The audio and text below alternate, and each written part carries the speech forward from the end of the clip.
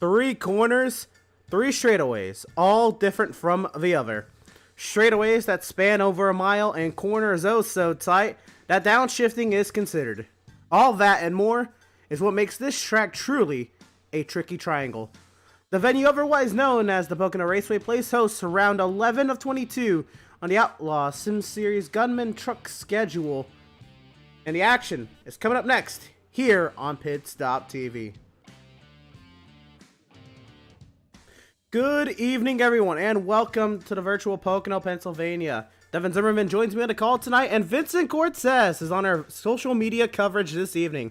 And Devin, the points lead changes hands yet again. Greg Holt got his second victory on the season last Wednesday night at the Magic Mile, and now has a single point advantage at the top of the point standings. The battle has shaped up so well over the past 3 weeks. But Devin, what say you? And how do you see it faring here tonight at the Tricky Triangle?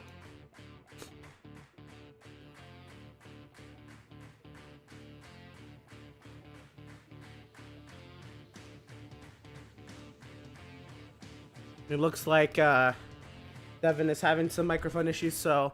But anyway, we'll take a look at the point standings. And that being said, Greg Holt has that 1 point advantage over Joseph Kiazi. And the absolute swing it's been where Greg Holt and Joseph Kiazi over the past 3 weeks. After Martinsville, Greg Holt leaves with a 27 point advantage. Watkins Glen happens and Greg Holt wrecks on lap 2. Kiazi dominates Watkins Glen, leaves Watkins Glen with a 21 point advantage in his favor before having trouble on a mid-race restart at New Hampshire, where he spins, he gets engine damage, he falls several laps down, he fights valiantly to try to get every spot he can, but it's going to make him 1 spot short out of all the bonus points that Greg Holt got at New Hampshire for leading as many laps as he did, and winning. Greg Holt now has that 1 point advantage at the top of the standings. But it's the rest of these standings that really shapes up, and you look at it, you have, Holt, Kiazi, Stutzman, and Seth Berger, the 4 winners that are inside the cut line right now. You got to also factor in Farron Elamp Jr. and Jason Miz. They're not locked into the playoffs yet. They'll get locked in once they make their 12th start on the season. Holt and Kiazi have been here every single week, so they should make their 12 starts next Wednesday night at Dover, if they do show up anyway. And they should lock themselves in then. Only once you make 12 starts in the regular season are you locked into the Outlaws postseason. And then you look at it with Tyler Markle, Brad Bothwell, Kyle Lingerfelt, Seth Fitzpatrick, James Gilliard, and Matthew Setzer. It gets really tight there. Markle has about a 14 point advantage over Seth, and Seth has about 9 over Bothwell. From Bothwell on back, it's oh so tight. You got to factor in the 2 winners that make that cut line.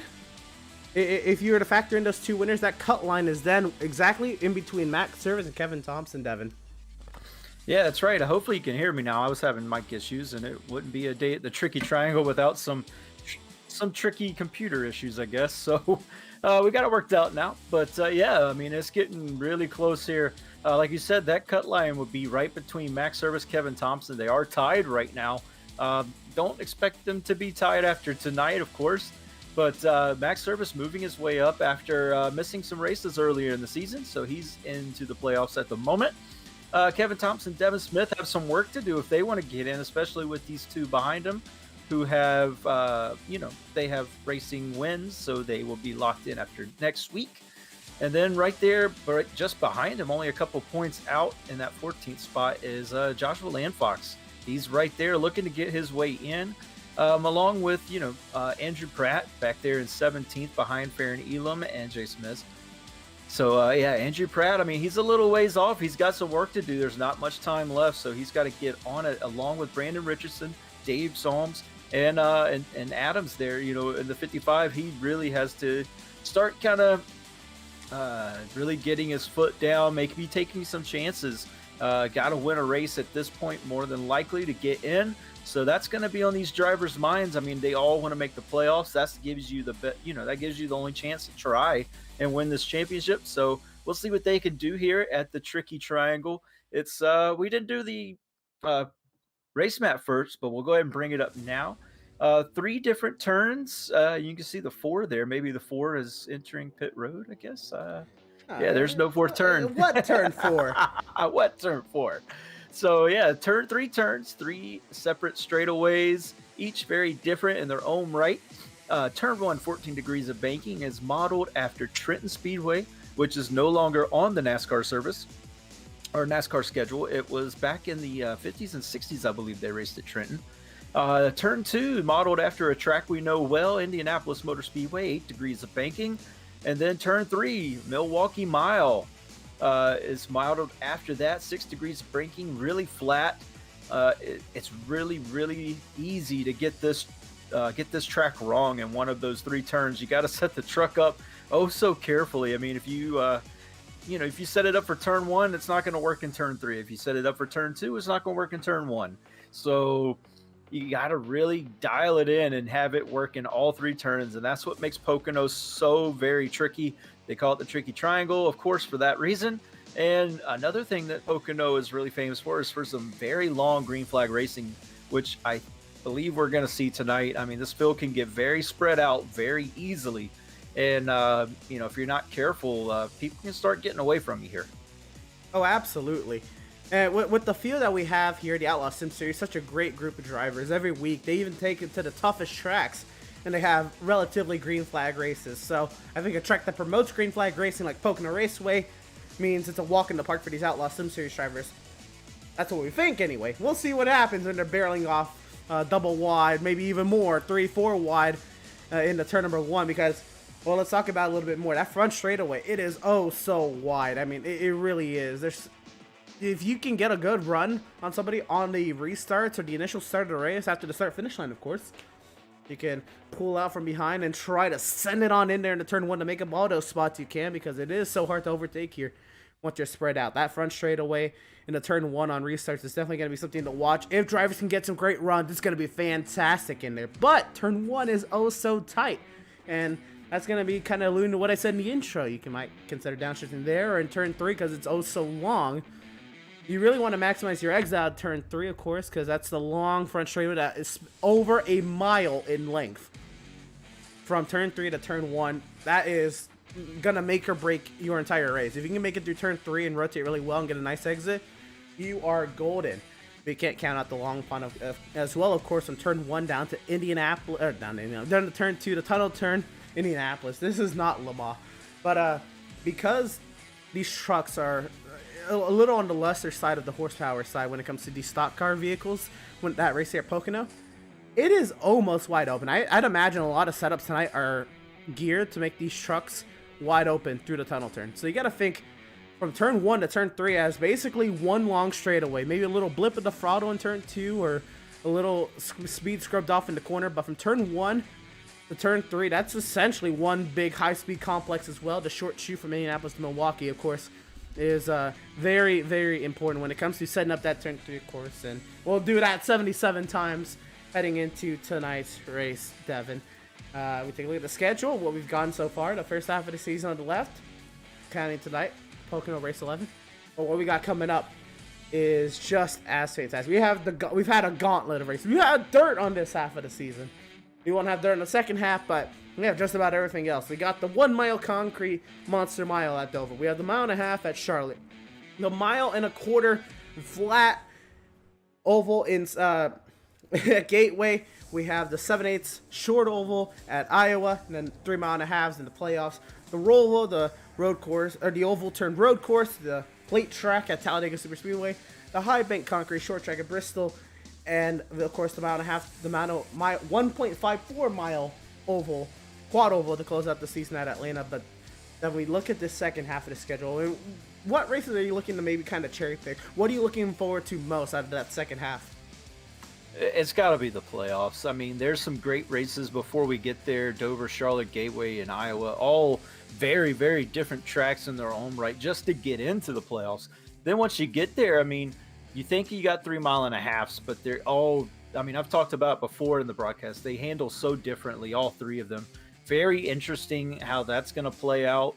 You can still master them all, but it's just very different racing at all three of those tracks. And then, I mean, it just gets chaos towards the end of the season here as we're going to go to crown our season 2 champion. I mean, the Roval, then the plate track at Dega, then the last great Coliseum, Bristol, and then, of course, you know, the iconic Atlanta on the old track setup, without the new paving going on there currently. But I mean, we get to see, a final hurrah for Atlanta. It's gonna be amazing just to see it come down to those, especially those last 4 races to crown this champion.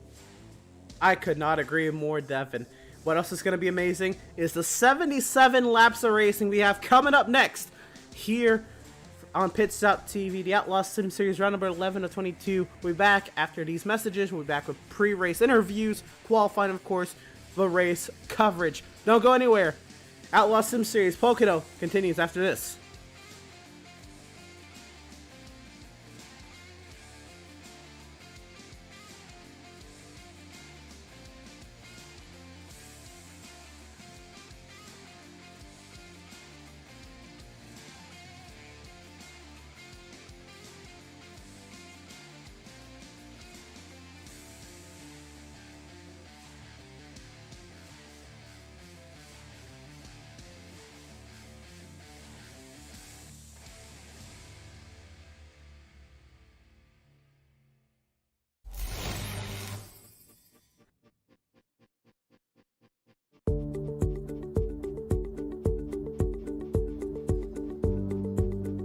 Sound art is a product that is a speaker and it's art. We combine it together and we call it sound art.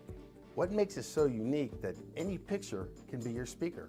Sound art gives you the high quality sound without the ugly speaker. This isn't a picture with a speaker, the picture is the speaker.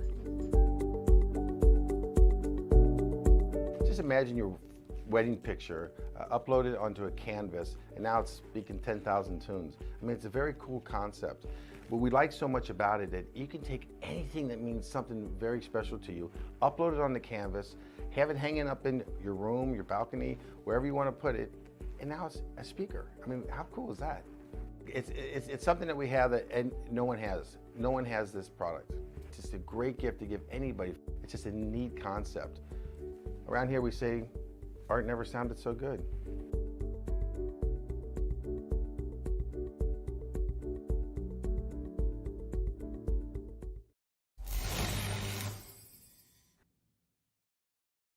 After months of quarantine, we're all interested in how we can become our best self. The team at Permanent Makeup and Cryo is here to help you get the flawless makeup look every day without the extra effort or time.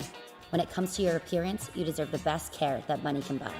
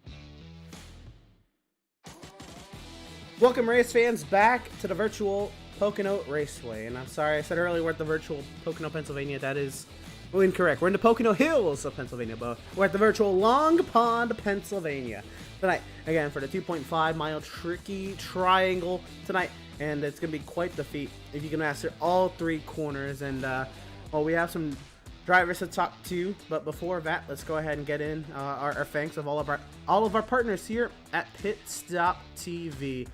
And those, like, of course, Tucson Sound Art, your picture, your music. You provide the image that you want. You will custom create a beautifully framed, high-quality canvas with a built-in Bluetooth speaker. With Sound Art, you get the best of both worlds. Visit TucsonSoundArt.com for additional info. And make sure you use promo code PitstopTV at checkout and receive 10% off of your purchase. When it comes to your appearance, you deserve the best care that money can buy. For locations in Auburn, Lewiston, Naples, and Saco, Maine, Permanent Makeup and Cryo in Maine owner Ashley Bollier is a certified micropigmentation specialist who provides professional, safe, and personalized services. You can contact Permanent Makeup and Cryo in Maine at permanentmakeupinmaine.com, or you can call or text them at 207-358-8683. Of course, Whiplash Media specializes in various sim racing resources, including paint schemes, stream overlays, iRacing, camera packs, and more. The official graphic and camera provider of Pit Stop TV. And you can grab your iBroadcast cameras today at www.pitstoptv.com. And of course, a huge shout out to our friends at BAM Racing Videos. Buyers fan for the racing community. Go ahead and check them out on Facebook for all of the high quality short track racing content from BAM and BAM Racing Videos. And now getting into things tonight, definitely go ahead and take a look at the the practice charts. I got caught off by some of the names, like Benjamin Park, who's making a return to the Outlaws Sim Series, brother to Dan Park, if you couldn't tell there. Benjamin Park is making a return to the Outlaws Sim Series. Made a couple starts last season after he just got iRacing. He's been steadily working on his craft. Said, maybe league racing isn't for me just yet. Working on himself. Look at him, second on the charts right now. Yeah, he's going to give Bothwell a run for his money for pole, possibly. I mean, we know Bothwell trying to start up a new streak. Got the pole last week. Wasn't able to come home on the top spot, but hey, he got second. So definitely some improvement. Now, he's improving week to week. So, Ben Park, making his first start in a while. It's great to see him up there in the 23. Some other good names are up there too. We got last season's champion Seth Berger, and then of course our 2 points leaders right there, 1 point off each other, and right beside each other, 1 place off each other, Causey and Holt. So this is going to be an interesting race, but maybe we can bring up one of the newer drivers here. Who'd you have in mind, Emerson? Well, I'd say let's go ahead and bring on up driver of the number 23, Ben Park. And Ben, it's glad to have you back here at the Outlaws Sim Series. And you're second on the charts, making your return to the league.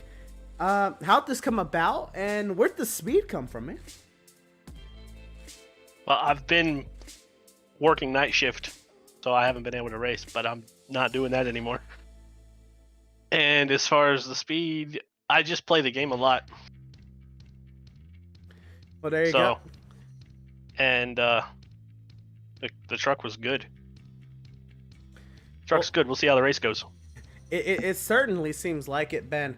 And again, was not really the start that you wanted last season in the Xfinity Series, just kind of getting caught up in other people's messes and not being at the wrong place at the wrong time a lot of times last season. And also still trying to get used to the sim. But now with some time under your belt here on the sim, obviously getting some great teammates, being a new driver to Dark Horse Racing, I hear? Well, for this race at least. Well, at that, here at Pocono, what do you make of the tricky triangle? And then with a truck, it's a little easier than the other stock cars, I'd say, but still a challenge. What do you make of the car and track combo? I don't dislike the track.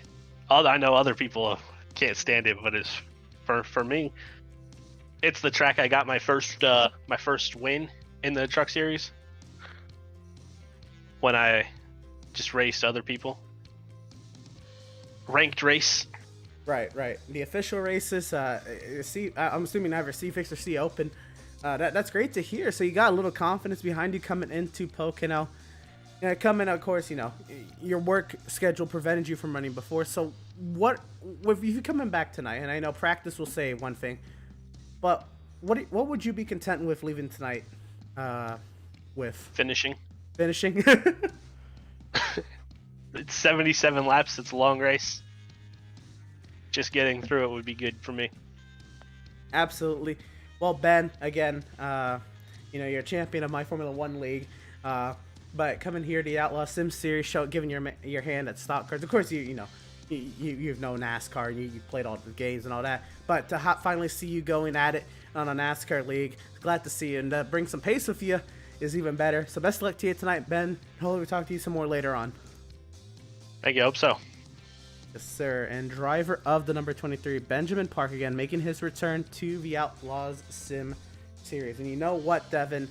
There's a birthday boy in the field tonight, and I think I'm gonna send him your way. Driver of the number 5, Matthew Setzer. How about that? Yeah, let's bring him up. We'll go ahead and bring on up driver of the number 5, and we're a little birdie is telling us, and I've been told kind of all day, but I think I finally have to kind of put where all that information is coming from and put it now to the stream. But Matthew Setzer, I hear it may be a special day for this 5 truck. Yes, it is. Well, happy birthday, man. This is Evan in the booth, and Emerson, you just heard. We just want to wish you a happy birthday, man. Hopefully you can have a good night with it. Right now, I feel like I got a good race trim truck. I don't got a good qualifying truck, but we'll see what happens. I'm hoping for a top 10 at least. Hey, that'll do good with the point standings the way they are, I'm sure. I mean, I'm sure you'll take it. We're getting down to the nitty-gritty, so to speak, right now with only about 5 races left. So we got to make it happen, right? Get ourselves in. So you said a good race trim truck. I mean, that could really benefit you here at Pocono. I mean, are y'all expecting some long runs? Yes. One word answer. I like it. That's what Pocono's known for. So It's long runs all the time. I've never been here where it's always short runs. Yeah, it's real easy to get spread out here, and we're looking to see speed in that 5 truck. You've had it at a couple racetracks and just had some interesting luck. One that comes to mind has been the dirt track at Bristol. It looked like you might have had that race won, and then an issue with pit road kind of took that one away from you. That was my own fault. I can't blame no one else but myself. I mean, it sucks when it's always when it's your own fault and it's no one else. I mean, no one, I think those hurt worse. Well, it does, and it was where I went in the pits too early. I didn't pit, and I should have just pitted, but it's just one of those things you learn for next time that you just go ahead and pit and move on. Yeah, exactly. I mean, you learn from the mistakes. That's what gets you better. And I mean, you're sitting there really close to that, to that playoff bubble with the wins that couple drivers behind you have. So, I mean, is that in your mind at all coming into tonight, or just not yet? Not trying to think about it. Run the race. Right now, the only thing I want to run good. Like tonight here, my goal is just to run really top 10. If I get a top 10, that's a win to me. I know at the bigger tracks, I'm not that great. The short tracks, I'm really good at. Oh, well, hey, we're getting to Bristol and Dover and Iowa here coming up real soon. So 2 short tracks of the last 4 races. So that'll definitely play for your advantage. But yeah, it's about time for qualifying. Before we let you go, we'll give you a chance to shout out whoever you got to shout out. Thank you, whoever you got to thank. The floor is yours, but I do want to say good luck, man, tonight, and bring it home if you can. The top 10, that'd be great. Yep, I'd like to thank my guys at Sidetrack, Hobby South, also Bristol RC Speedway. We got a lot going on, and I hope I bring home the win when we go to Bristol, because I got to bring it home at the home track. Yes, sir, exactly. Bring it home at the home track. Good luck tonight again. You say top 10, but I really hope that we're talking to you at the end of this thing. I honestly, I'll tell you right now, if I get a win tonight, it will be the best thing that's happened on my birthday. That's going to be the best thing. Hey, birthday wish, man. Birthday wish, blow them candles out. Yep, I just did not too long ago. That's why I was late to practice. Hey, there you go. All right, we'll let you get to it, man. All right, thank you, guys. Right on, and that's the birthday boy, driver of the number 5, Matthew Setzer, and wishing him a great race tonight on his birthday. And Devin, speaking of days, the track has changed sessions, and the sun has come out and is coming up to heat the track for our qualifying session. Yeah, it might, Yep. that might make it a little bit more loose than these guys want, but I mean, it's a big track, it's a long track, so you can't wait too long to get out there. You got to time it kind of right. I mean, this is a longer qualifying than most of the official races, but still, I mean, you can't wait too long. It's a long, long track, so got to get out there and get the laps in when you can. Again, it's 3 laps, so I mean, that's a long time around here. Absolutely. And well, as it looks right now, we have a lot to cover here. We're gonna step aside real quick though, and we'll be back on the far side with qualifying coverage here for the Outlaws Sim Series at the Pocono Raceway. Don't you go anywhere.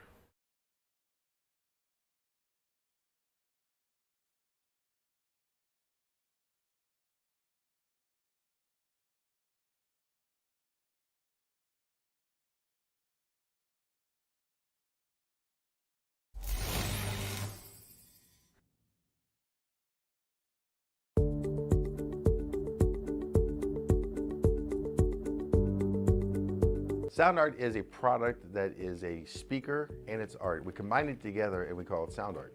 What makes it so unique that any picture can be your speaker? Sound art gives you the high quality sound without the ugly speaker. This isn't a picture with a speaker, the picture is the speaker. Just imagine your wedding picture uploaded onto a canvas and now it's speaking 10,000 tunes. I mean, it's a very cool concept. What we like so much about it that you can take anything that means something very special to you, upload it on the canvas, have it hanging up in your room, your balcony, wherever you want to put it, and now it's a speaker. I mean, how cool is that? It's something that we have that and no one has. No one has this product. It's just a great gift to give anybody. It's just a neat concept. Around here we say, art never sounded so good.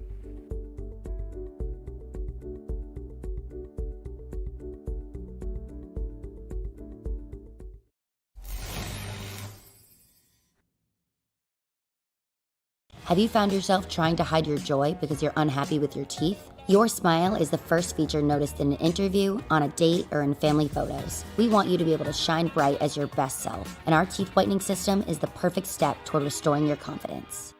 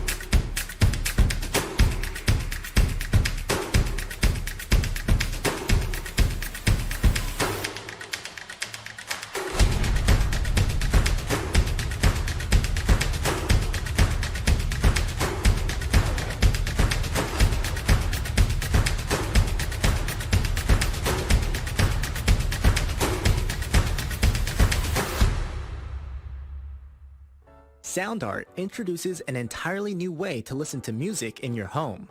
By combining the best of 2 products, a revolutionary high-fidelity, low-profile Bluetooth wireless speaker with beautiful artwork. Select from a library of artwork or upload your own photos to personalize your experience. Sound art ushers in an era of invisible, beautiful, and amazing sound throughout your home and redefines your entire entertainment system. The need to reclaim your floor space and rid your home of unsightly speaker boxes that need to be bolted to the wall is now a thing of the past. Our canvas is printed on high-quality permalite by Breathing Color. And select from our gallery or upload your own. Standard sizes include 16 by 20 and 18 by 24 canvas wrapped. Custom sizing is available, as well as surround sound options.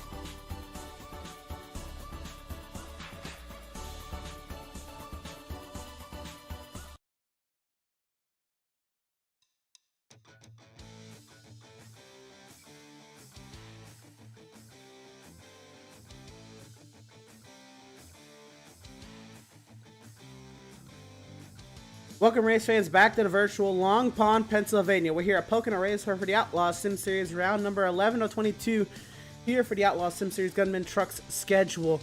We're on the run to the playoffs here. 5 races left in the run to the playoffs, counting tonight's race, and we're here into qualifying. Little technical difficulties prevented us from getting that first half of qualifying to you, but here we are, well into the second half of qualifying. It is currently Theron Elam Jr., the driver who is on provisional pole right now.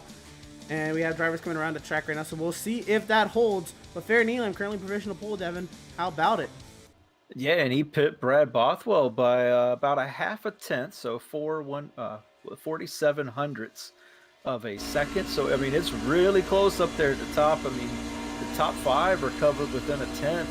Max Service being in that 5th position, exactly 1/10 back. So, I mean, it's close, and it's only going to get closer. We still have some guys who we saw up at the top. Greg Holt has yet to qualify. I'm not sure if Ben Park has gone out. I think he has, but I'm not seeing him on the scoring sheets as of yet. Oh, well, I might just be missing him. I just can't. Oh, there he is. He's in 10th. It took me a minute. I'm sorry about that. But yeah, I still got Greg Holt, so we'll see what he can do. We do have some drivers on track. 45. He is on track now. We'll see what he can do. Decent line there, right up against the wall. That's exactly what you want to do out of 2.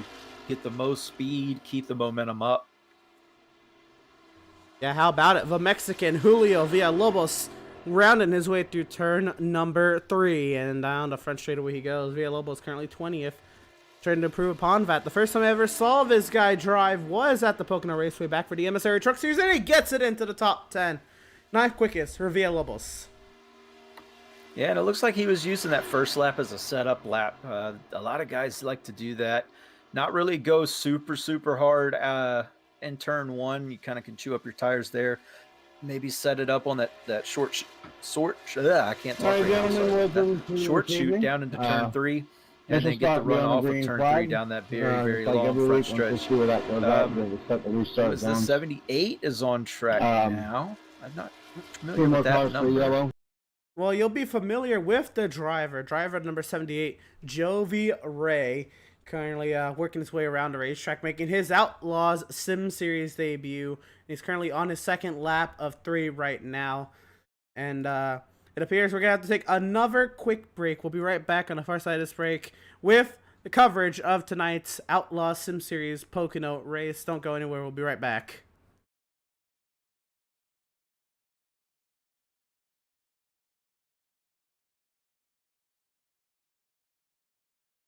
After months of quarantine, we're all interested in how we can become our best self. The team at Permanent Makeup and Cryo is here to help you get the flawless makeup look every day without the extra effort or time.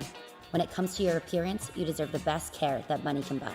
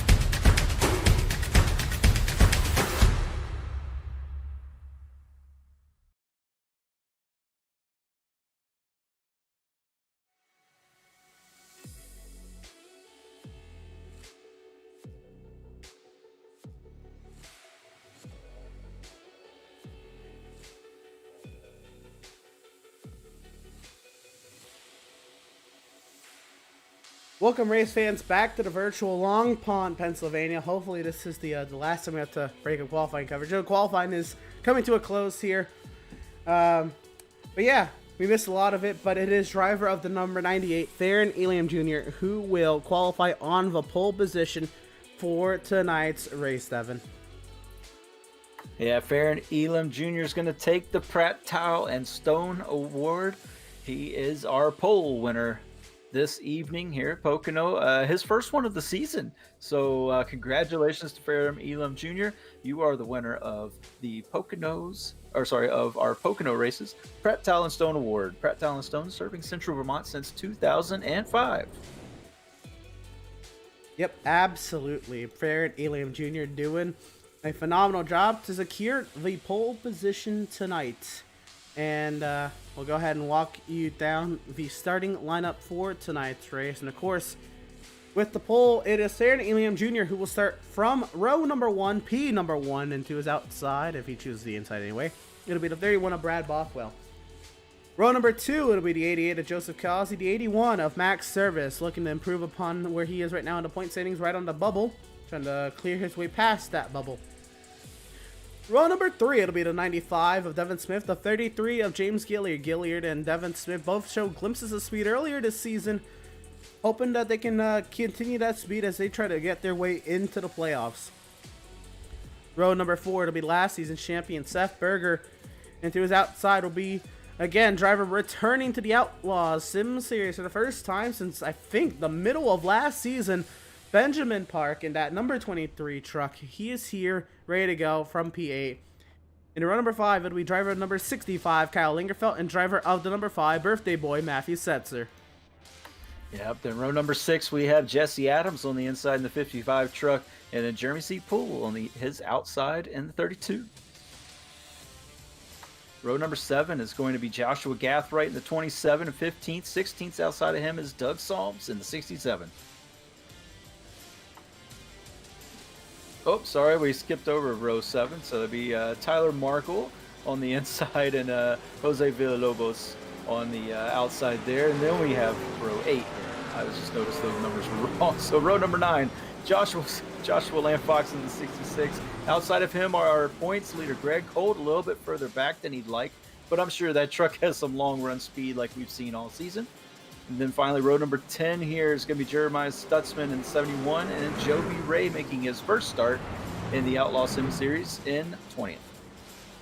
We'll go back our way here into the final group of drivers. Seth Fitzpatrick into 2, looking to try to reclaim some speed and as he tries to gear for a playoff push. Adam Gardner, the league owner, said he's feeling pretty confident coming into tonight's race. He'll start 22nd. 23rd, it'll be the 63 of Randall Barnett. And then 24th will be the driver who got driver of the week last week, Daniel Park, in the 6th. Row number 13, it'll be the 1 of John Mustian and the 89 of Kevin Thompson. Back to row number 14, it'll be the 47 of Andrew Schroeder, the 25 of Eric Technical. Row number 14. And in row number 15, it'll be P29 for truck 29, Brandon Richardson. So here we go. In the field, working their way down the short chute into turn number 3 for the first time tonight. Getting ready to get racing here at the Pocono Raceway, the Tricky Triangle. We work our way through turn 3. It says what turn 4 there in the background. The field of 14 and a half rows deep, full of NASCAR camping wheel trucks. The Outlaws Sim Series from Pocono is green. Oh, we got a wreck in the back! Trucks in, the catch fence in the back! Big accident, Andrew Schroeder and more involved. Oh, yeah, that's going to bring out a caution right away. I was going to say, that might be our only restart of the night. I'm glad I didn't say it, but, oh, man, that is not how we want to get started here tonight. 3 trucks. Oh, Daniel Park, last week's driver of the week. The new driver, Mustaine, I believe is how you say his name, John Mustaine. He's in it. Andrew Schroeder. It looked like one truck got really sideways there on the straightaway, and they just came right back across the track. Yeah, that was something I was going to try to get a look at it here. We're going to catch a little late there, so try to get the replay queued up for you. But I did not expect to see that at all. This was right here at the back of the pack, and let's see how it happens. We're reaching to 47 Andrew Schroeder,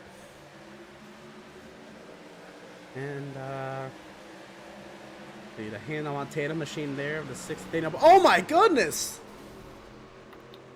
That was Mustaine. Mustaine was the truck that got out of shape and came right back across the field. I am not entirely sure what happened there. We're gonna get an onboard view here from the one of John Mustaine.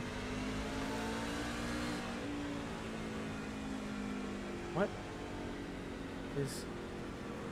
Oh no, that looks like an equipment malfunction or something. I don't know if it was equipment malfunction or what. It looks like his truck he ran. You don't even hear the engine going. The revs just went down to nothing, and you can see there he's sitting on the track. The wheel's glitching. Right. So, right. I mean, that hurts. You're just 60 days. Look, he's all the way back here. He's just trying to take it easy. When you don't set a qualifying time, you're pretty much putting your hands up and saying, hey, I just want to ride around and make it through this race. And on lap, not even out the green flag. Let's just watch. This is gonna hurt.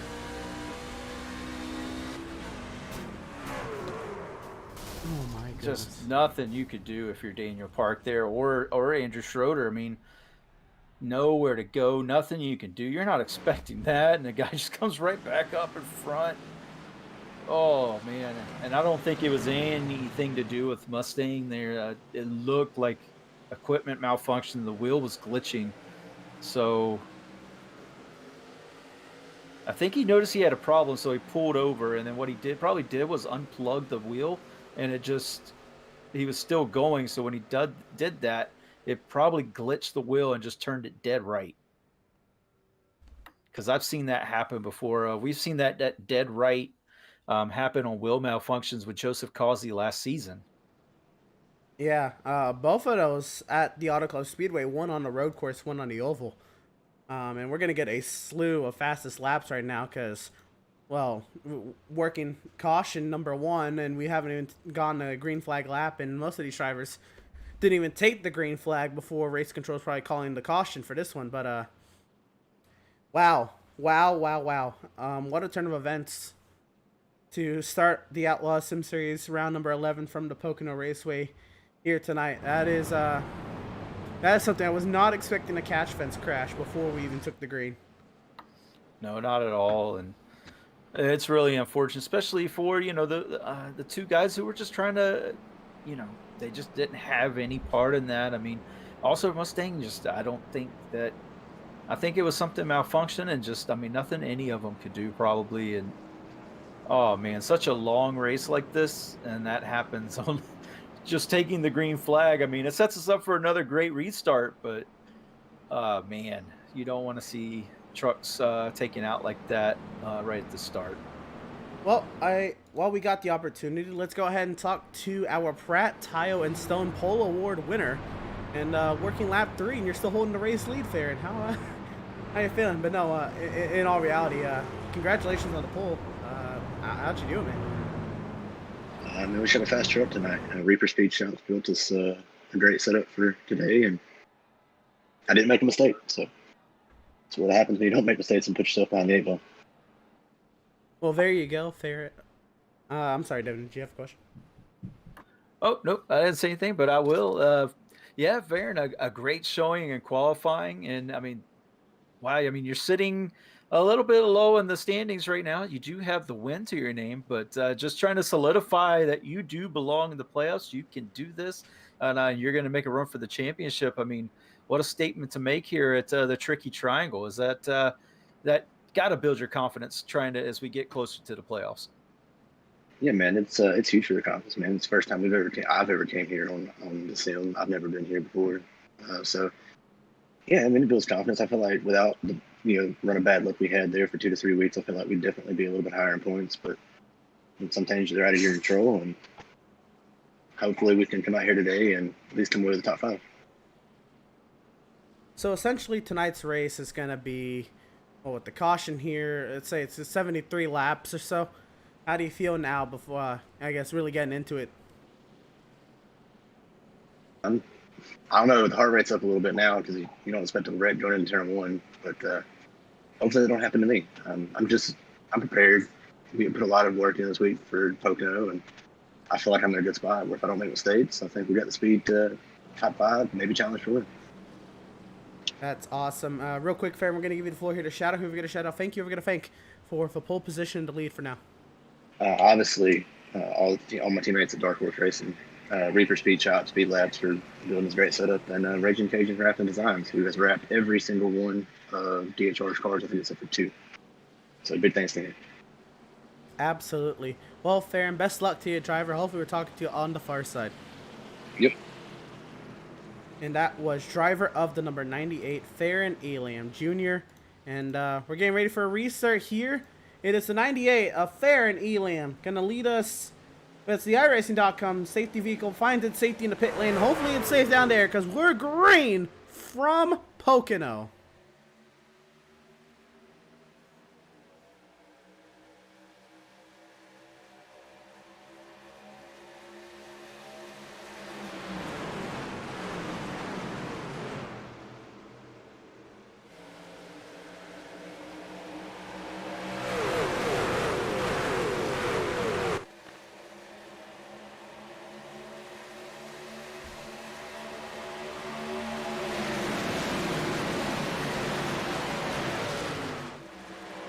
Farron Elam with the early advantage. Brad Boffo trying to take over that race lead, and Joseph Kiazi waits in the wings there in third. Yeah, good start for all of our drivers there. Nobody really got away. It is really easy to get away there if you can time that start right as the leader. But Bothwell, great jump there to stay with him. Causey going to look to the inside, though, try and take second place. You can see how wide this front stretch is. They spread out and way back there, almost 4 wide in the back of the pack there. Joseph Causey noses out in front there. A Brad Bothwell moved that 88 up into second place. And again, at the moment, potentially the third points lead change in as many weeks is what we're looking at here. Here goes Brad Bothwell trying to take second right back. Bothwell going to drive it into turn 2. It's going to be a tight turn. He's not able to make it. Sticky slides. He might end up losing third place. Joshua Landfox has a run on him as they get into turn 3 now. That's something that turn 2 can do. If you don't get it right, it can really mess up your momentum, and that's exactly what it did to Brad Bothwell. He is going to be on the outside as they come out of 3. You can get a good run there. He has drivers behind him that'll help him. He is able to maintain it for now, but man, he lost a lot of time to second place, Joseph Costa. And how about it? Joshua Landfox and Julio Villalobos in the top 5 early here at Pocono. What great runs it's looking for him early on here as we work lap 7 of 77. Joshua Fox almost catches the wall there off of turn number 1, but this huge slipstream down the long pond, if you can get a nice run, you might be able to send it here into the tunnel, but everybody thinks better of it, of course, especially this early into the race. And I think now you're kind of looking to try to worry about your exit for turn 3 and try to set something up down in turn 1. Yeah, you can see, I mean, if you can take that second turn almost flat out, we heard Villalobos back off the throttle just a little bit, but it looks like the 2 drivers in front of him, Bothwell and Landfox there, were able to take that a little bit faster than Jose Villalobos, so maybe a tire-saving move for him early. How about this? 3 wide. 3 wide. Down the front straightaway, everybody kind of works themselves out into turn number 1, but Doug Solms, Greg Holt, Brandon Richardson, Seth Fitzpatrick, a lot of jostling for position here at the heart of the pack. Matthew Setzer now under attack from the current point leader. Yeah, you got to make those moves early. It's really hard to pass here. You can get such good runs on the outside, but if the drivers, you don't want to let them have it, so they can block that outside, and your momentum's pretty much gone. So you got to make them up early on new tires, and the 25 truck, there he is right there. He's looking to get inside in turn 3. He's not going to have the preferred line when they come off. Oh, near contact, sideways is Peck. He'll hold on to that truck, but wow, nearly coming together, nearly catches the wall.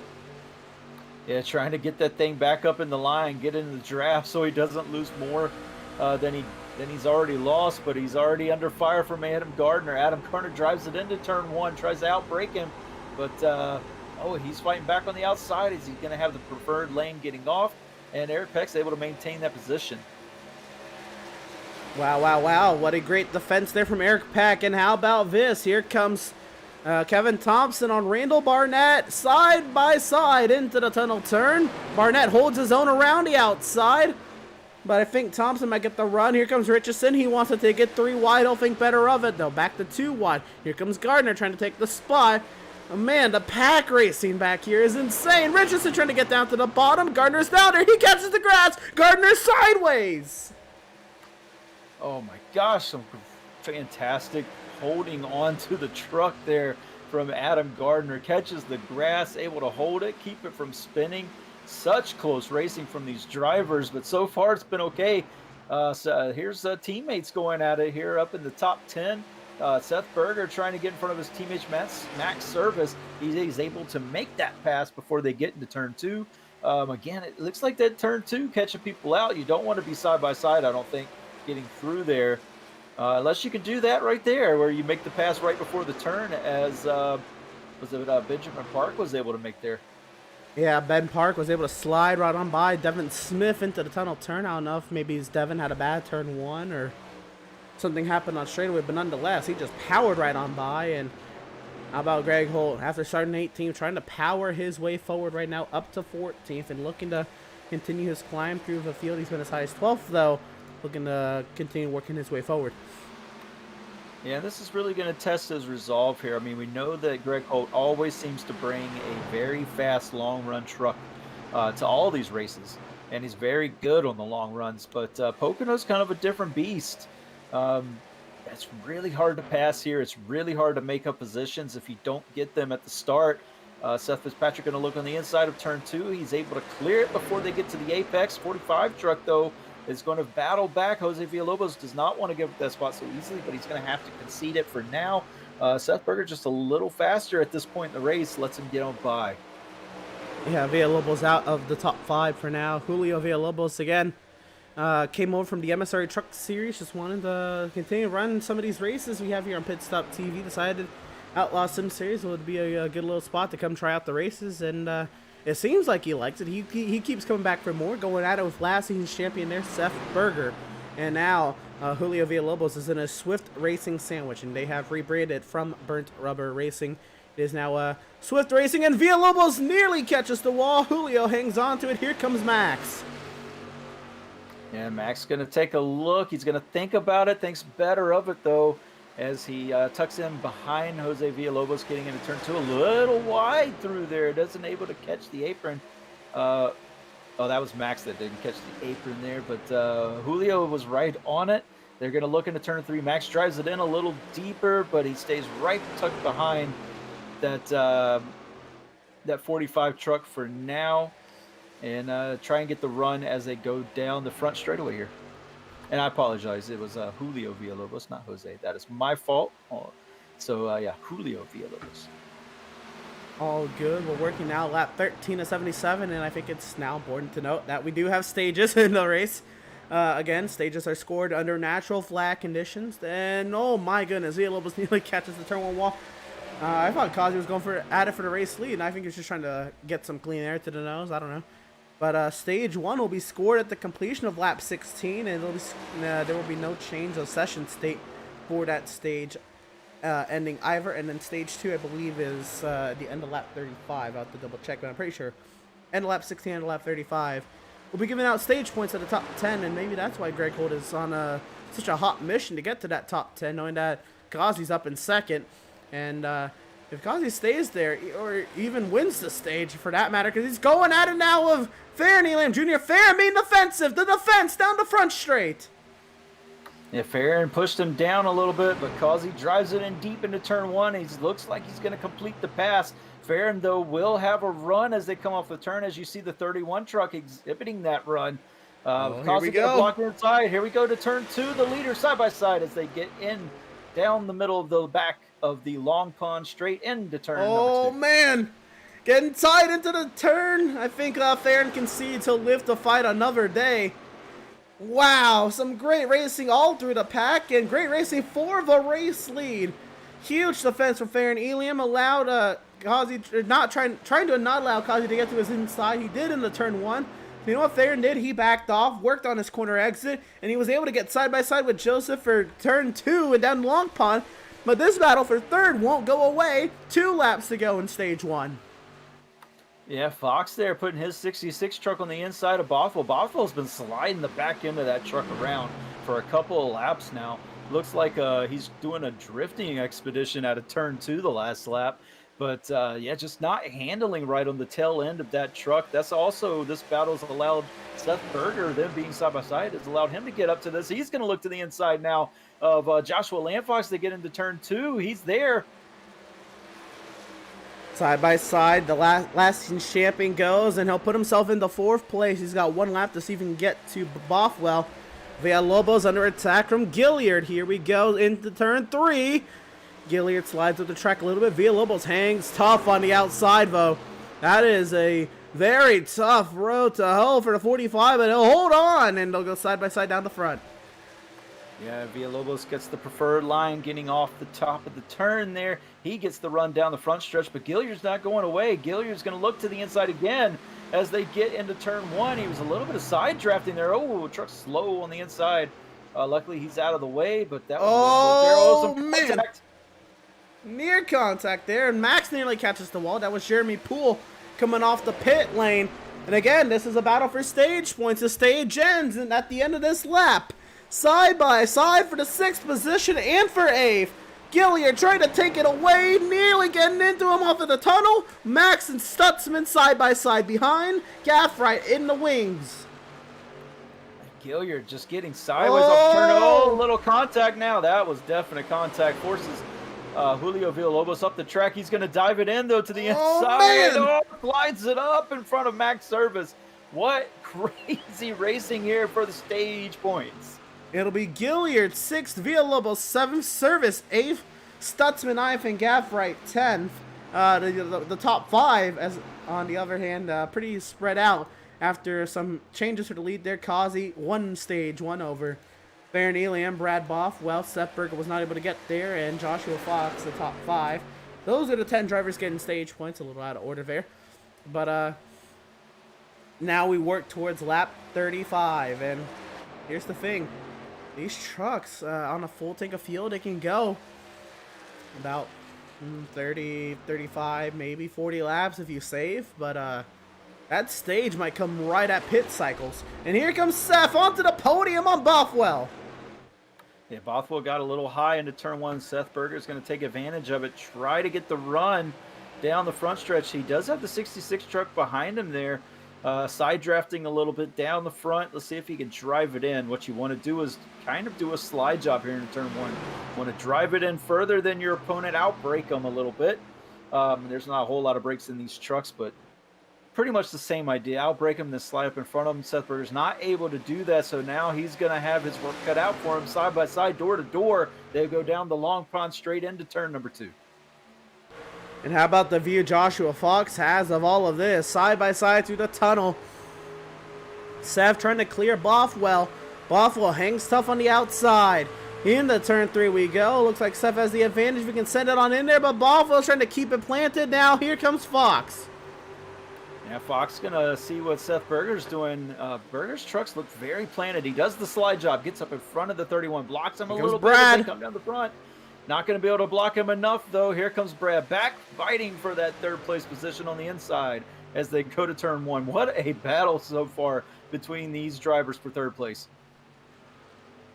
You know, I was not expecting this great of racing with these trucks at Pocono. I mean, I knew that it was going to be better racing, I think, than what we see with maybe the Xfinity cars. I think the Cup cars actually provide some great raceability here, the 550 package, contrary to popular belief. It's actually pretty fun. You and I both drove them in the league a couple weeks ago. Ball fell sideways out of the tunnel turn. He'll hang on to it. But man, these trucks, this looks like a blast. I wish I was kind of out there. Yeah, Bothwell's done that quite a few times so far out of turn 2, letting it hang out. Like I said, it looks like he's putting a drifting expedition on when they come out of turn 2 almost every lap. But that's definitely hurting his rear tires. And that's just going to get worse and worse as he keeps wearing them out, lighting them up the way he is. Here's Jovi Ray now working his way. I believe this is for the 17th position as he has made that pass. Looking at Tyler Markle down the road just ahead of these guys, he's made up a couple of spots. Not really the position that Markle would like to be at right now, but probably just trying to see what his truck has. Oh, Barnett slides up the track, nearly puts Peck in the wall. Three wide. I was going to say, we have the driver making his first Outlaws Sim Series start racing, the league owner there. Jovi Ray makes easy work of league owner Adam Gardner. Here comes Jesse Adams. At this battle here, looks like Barnett might have shredded his tires because he is struggling at the center of these corners. And Peck catches the wall. Turn 2 starting to catch people out as they push it through turn 2, trying to keep up the momentum out of that turn. What you have to do, I mean, that's if you get the truck set up right. Ooh, pass through the grass. Man, wow! Richardson nearly clipping Oh, and looks like Greg Holt is coming down the pit lane, so I think he's showing his hand on the strategy. I think he's going to make this a clear-cut 2-stop. I'd imagine this, and then a 1-stop to the end of the race, but interesting from Holt to pit this early. Fitzpatrick is also in the 2 truck. Could be strategy call for where they qualify. They were both kind of mid end of the pack. Not really where either one of them probably wanted to be. So maybe doing the 2-stop, they think that they can catch some people out, make up some positions here late in the race by having fresher tires on the guys who try to stretch it. Man, oh man, here we go, Buffalo. Man, looks like he's on a crash course for the wall, but avoids it as Max Service trying to battle in for that 6th position. Yeah, in that inside lane, you can see how much momentum you lose when you come off of turn 3. You just got to be on that outside lane or get that slide job done like we saw Seth Berger do so you can be set up for turn number 1. Man, it is so hard to pass here. I mean, it's proven it every time again when we do see passes. It's not taking, it's not done in 1 turn. You got to make it and set it up for like 2 turns in advance. But here's Seth Berger fighting for 2nd. The pole sitter of Fair and Elam Jr. is getting sliced and diced by last season's champion, Seth Berger. But you know what? If you're going to get beat by 2 people, how about it? I mean, be only last season's champion and this season's point leader.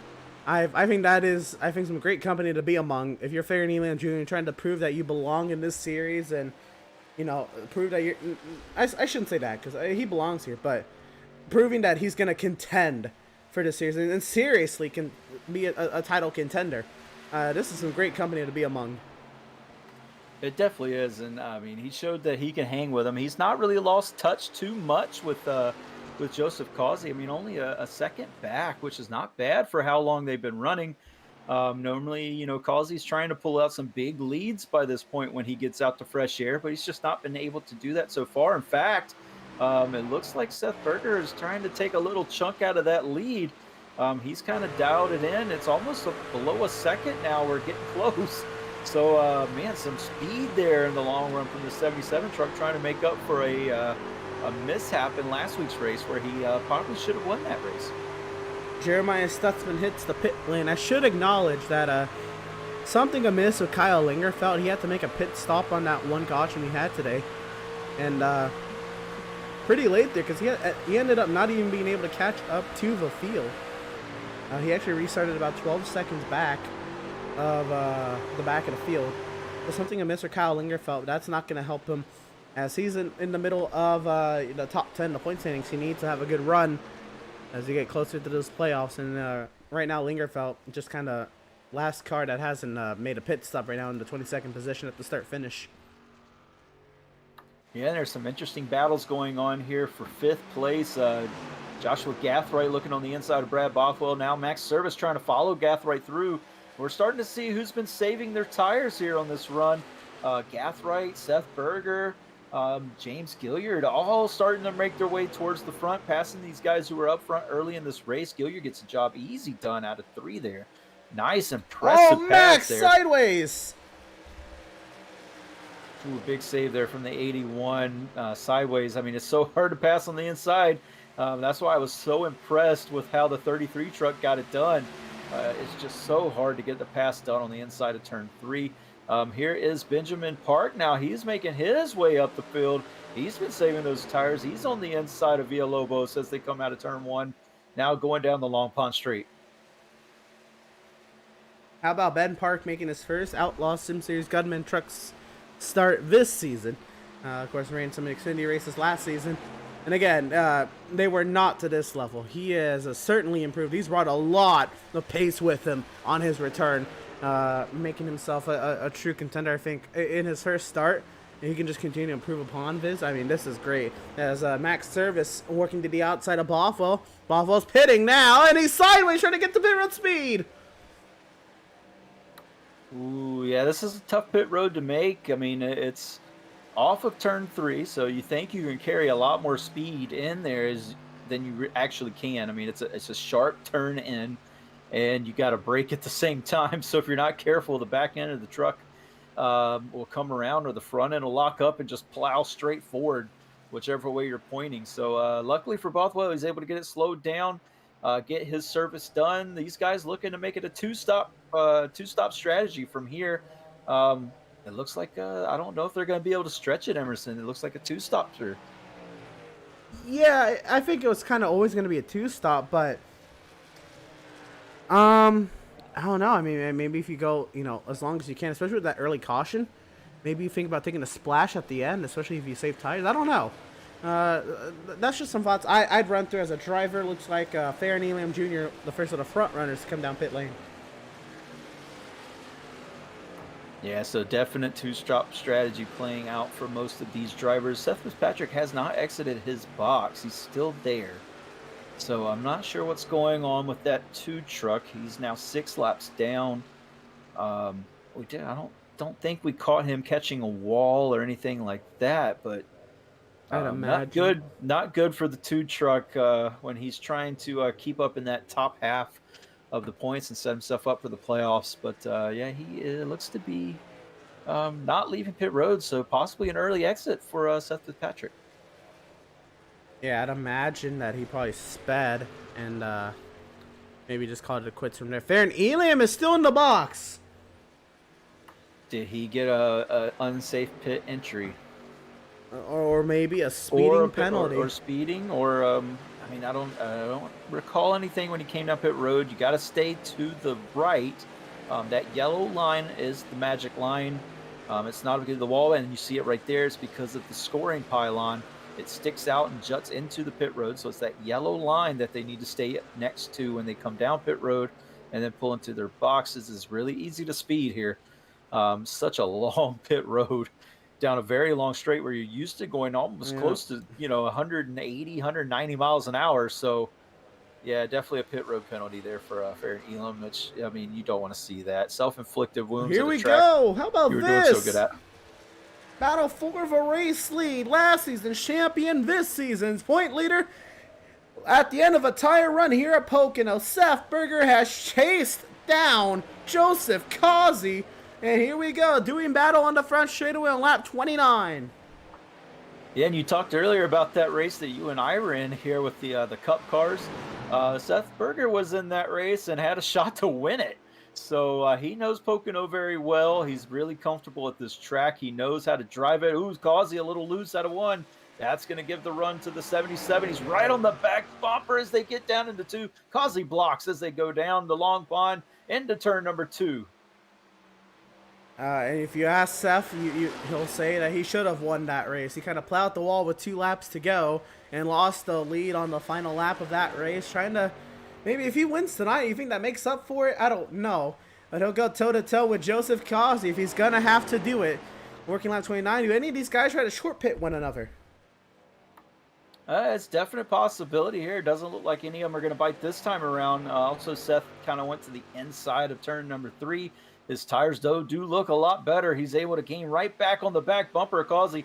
He looks to the outside. Causey blocks again as they go into turn 1. So, 16th on back. I've made pit stops along with Tyler Markle and Kevin Thompson. So pretty much everybody in the top 15, minus those 2, have come down to pit lane. I think Tyler Markle and Kevin Thompson maybe pitted on the first deal. So I think everyone in the top 15, I think we're still waiting to see pit stops from. And yes, so top 15 still have yet to come down to pit lane. And here we go, side by side now, out of the tunnel to the outside. Seth looks. If he can pin down Joseph, that might be his chance. Near contact into turn 3. Oh, a little door shot almost from the 88 truck trying to stay in front of the 77. Don't think Berger's going to like that one too much. He fights back, though. He's still right on the back bumper. I don't think that 77 truck will give much quarter after a move like that this early in the race. We'll have to see. He's right there as they get into turn 1. And while I agree, you probably wouldn't be too happy, all too thrilled about that. At the same time, I mean, these are stock cars with fenders on them. I mean, they're meant to make a little bit of contact, and you're on a late tire run here. I mean, you give it your all here, and at the same time, I don't think these trucks are handling the way these drivers really want to on lap 31. So it may not have entirely been his fault. Probably not. It was more so probably just sliding that rear end that we've seen so many guys do. But still, when you're in the cockpit, just knowing from experience, you're trying to pass a guy and stay and give him plenty of room, and then something like that happens. You kind of take it to heart. But hey, there we go, the short pit. Very intriguing. We know that Seth already chased down Joseph, so does Joseph try to respond to Seth, or does he just have to go on his own strategy? Because Seth really already looked faster on the long run.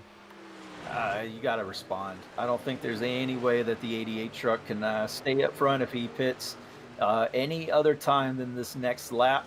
Got to respond. Oh, but he misses the box! Oh, it wasn't by much, but that's going to cost him so much time. He probably could have had the lead. Too. Oh, man. Swift Racing needs to go practice their stopping on the signs. Yeah, and you can see there just how much time it cost him. I mean, Seth's just in front of who is that? I can't read the number that's there. That's the 5. No, that's the 25 of Eric Peck, who's a lap off the pace. Oh, okay, so lap off pace. I thought that was one of the guys right behind them. But, yeah, there's James Gilliard. There's Jeremiah Stutzman. There's the leader of the drivers who've pitted, Jeremiah Stutzman. Yeah, so you see, I mean, it's just a lot of time lost there sliding through your box. Here comes Gath right now. We'll see when Causey comes in. I think he's in. He is in now. Yes. Yep, the race leader is in. Yep, down at the end of pit lane. Can he make it in the box? He's taking it so slow in there. He did not want to slide. Yeah. I mean, that can cost you time too, but probably not as much as having to put it in reverse real quick. So we'll see what happens when they come out. Joseph Causey, pretty routine stop for him. He gets back on the floor. And he's going to come out now when he gets up to speed as they get into turn 1. Where is Seth Berger? Right there. That's a huge difference. But you know what? There's a couple factors to think here. And Joseph, so you're able to come off the pit lane there into turn 1. But Joseph was very courteous there and waited till at least the traffic had passed him before coming up. And he came up in the center corner, yes. But again, the pit exit cone is there before entering turn 1. And he waited till the corner. Yeah, very courteous there to let this group by. And coming up in the middle of the turn, I mean, he probably knew no one was behind that pack. So perfect time to come up, get up to speed, and try and track down that 77 truck, which looks to be his biggest competition. But right now, that Callaway truck of Tyler Markle is up front. One of the guys who pitted on that first caution at the beginning of the race. Maybe just trying to get a couple splash of fuel, see if he can make it to the end. He's got to go at least maybe 6-7 more laps to be safe. I don't know if he has that in the tank, but definitely a different strategy and get him some points here for leading some laps, which is always good. But we haven't talked much about him. He's been in the back so far, but up front now, and looking pretty decent. The back end of that truck's not really outstepping him at all. You know what? He looked really low off the corner. I think he's saving. I think he is trying to make that one. Well, I say one stop. He already pitted at the beginning of the race. Give himself some extra fuel, but one stop to the end. Kevin Thompson is info. Again, I don't think it's likely that it'll happen, but I think he's trying that. And also, those colors look pretty similar, don't they, Devin? Yeah, they do. That's a little truck there that he has asked me to paint for him. So something I just put together for him. Callaway Golf is on the truck, and gave it a little bit of a golf feel with the grass and the golf ball and the tee there. So something I like doing for some drivers that I know if they ask, I'll give them a little paint scheme, just so they can run something different from time to time. But Jeremiah Stutzman, again, he's the first one of the pack that pitted under green so far. Again, Tyler Markle has not pitted under green. But you know what? Tyler Markle is coming off a turn 3 to win stage 2. I completely forgot about that. Tyler Markle is the stage 2 winner. Jeremiah Stutzman will come off a turn 3 and finish second. I completely forgot about that. James Gilliard will come across the line in third. It'll be Seth Berger in fourth. Joshua Land Fox in fifth. Joseph Kazi in sixth. Brad Bothwell seventh. Benjamin Park in eighth. Max Service ninth with a very, very close Joshua Gaff right there in 10th. Tailing it, could not pull out there to take that point, but that was the end of stage 2. Maybe now it's making all sense for the 42 truck there, trying to get these laps led at the end of the stage, take home stage 2. While the other trucks are thinking for the win, this 42 truck may be thinking, I can get stage 2 here, and then I'll dive it into pit road. I think that was it. I mean... Yep, that definitely was it. Look, Tyler is pretty much a lock into the... I mean, he's not by any mathematical senses. But if he continues the run he's on, there's not a whole lot that can happen to Tyler for him to fall out of the playoffs. And so he's kind of in limbo where he is in the point standings. He's kind of just floating in between battles. He's in fourth. Stutzman's like 30 ahead of him. He's got like 30 back to the next battle. Might as well just go and get playoff points. You might as well. I mean, you get some laps led, get that up front time. I mean, it's always good to be leading the race. And he's going to be on the freshest tires right here, so it's not like he's going to fall so far back that he might be out of it. He is going to have to make another stop, but I mean, he's going to have, like I said, the freshest tires as he comes off the pit road. So look for him to be on the move here. All these guys have run about 5 or 6 laps on their tires, maybe a little bit more in Jeremiah Stutzman's favor. But yeah, he's definitely going to be having some speed in that 42 truck now. And you know what? Jeremiah Stutzman's always kind of the strategic driver of the field. When you think of field strategy, tire strategy, this is the number one driver I think of. Just because he is always able to manipulate the math in certain ways to work out in his favor most of the time.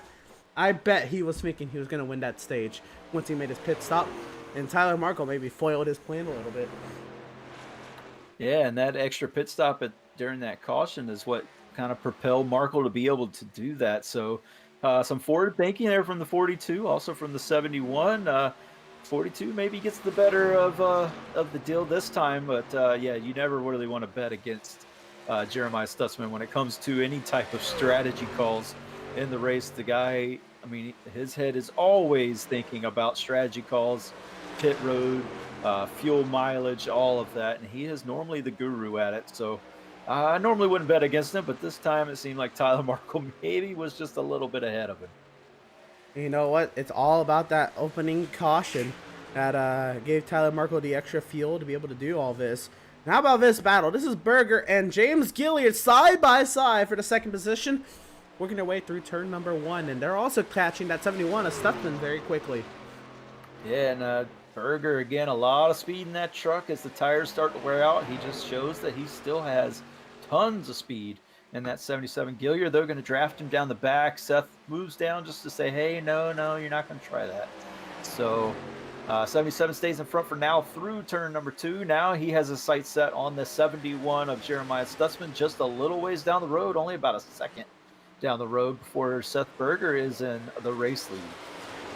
Well, check this out. Greg Holt has just been passed by Tyler Markle. That means Greg Holt looks like he's getting ready to settle in the 15th position.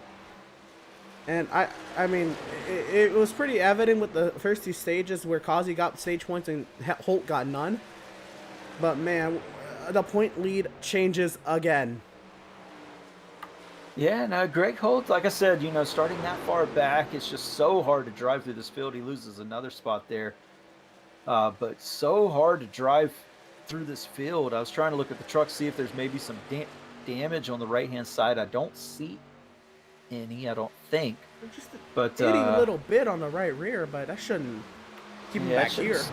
Yeah, that shouldn't slow him up too much. So here comes the league owner, Adam Gardner. He's going to get under him here out of 1. So something amiss on that 3 truck He did pit. He was one of the earliest trucks to pit, so his tires are falling off big time. Right, right. So that could be it, but I mean, definitely something that three truck's not wanting to see at this point in the race, where he's now all the way back in 17th, and uh, his compadre Joseph Causey up here challenging for the lead. Well, Berger and, well, let's be honest, the rest of the top 5 made easy work of Stutzman, who probably thought he was going to get the Stage 2 victory and didn't even get that. And now we're at it once again for the race lead between Berger and Causey. If this can get sorted out, we'll take a side-by-side, but I wouldn't want to leave this lead battle for anything. No, I mean, it's always been Swift and Performance Sim Sports up front for most of the season. These guys have some of the greatest battles we've seen all season long. Causey a little bit higher at turn 3 this time, maybe trying to set up a run down the front stretch. Not gaining too much this time, though. 77 pulling away just a slight hair until they get towards the end of the straightaway where Causey catches the draft. Whoa, near contact between Benjamin Park and Joshua Gaffrey. Sorry to cut away from the lead battle, but I thought they were getting ready to crash off of turn 3. This battle looks like this is intensified between these two. Yeah, Park goes high to block Gathright from trying to get the run. Gathright drives to the inside. Not the preferred lane to drive it off and diamond that turn, so to speak. The banking being not progressive banking, it doesn't really like that diamonding effect in turn 1. Gathright, though, sends it into turn number 2. He's there. He takes the spot back away. A lot faster through turn number 2. The 23 really backed off in turn number 2 to give that position up. I'm not sure he was expecting the move, and it probably caught him off guard a bit. Look at Berger going offline down the front straighter to break some of the slipstream. As Causey got an amazing run out of turn 3. Berger maybe taking a page out of the notes of maybe some IndyCar drivers, IndyCar races here at Pocono, trying to break the draft. And of course, you see that pretty much anytime there's a long straightaway, drivers trying to break the draft. But here we go down to the long pond, and Causey closing up once again. 2.6, 2.5, I'm sorry, 0.26, 0.25, 0.21 minute into the tunnel.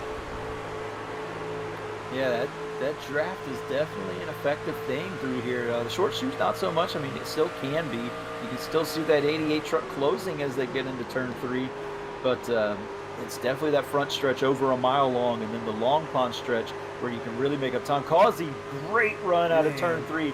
He's going to be right on the back of Seth Berger. He looks to the outside of Seth Berger as they go down. Lap car! Oh my goodness.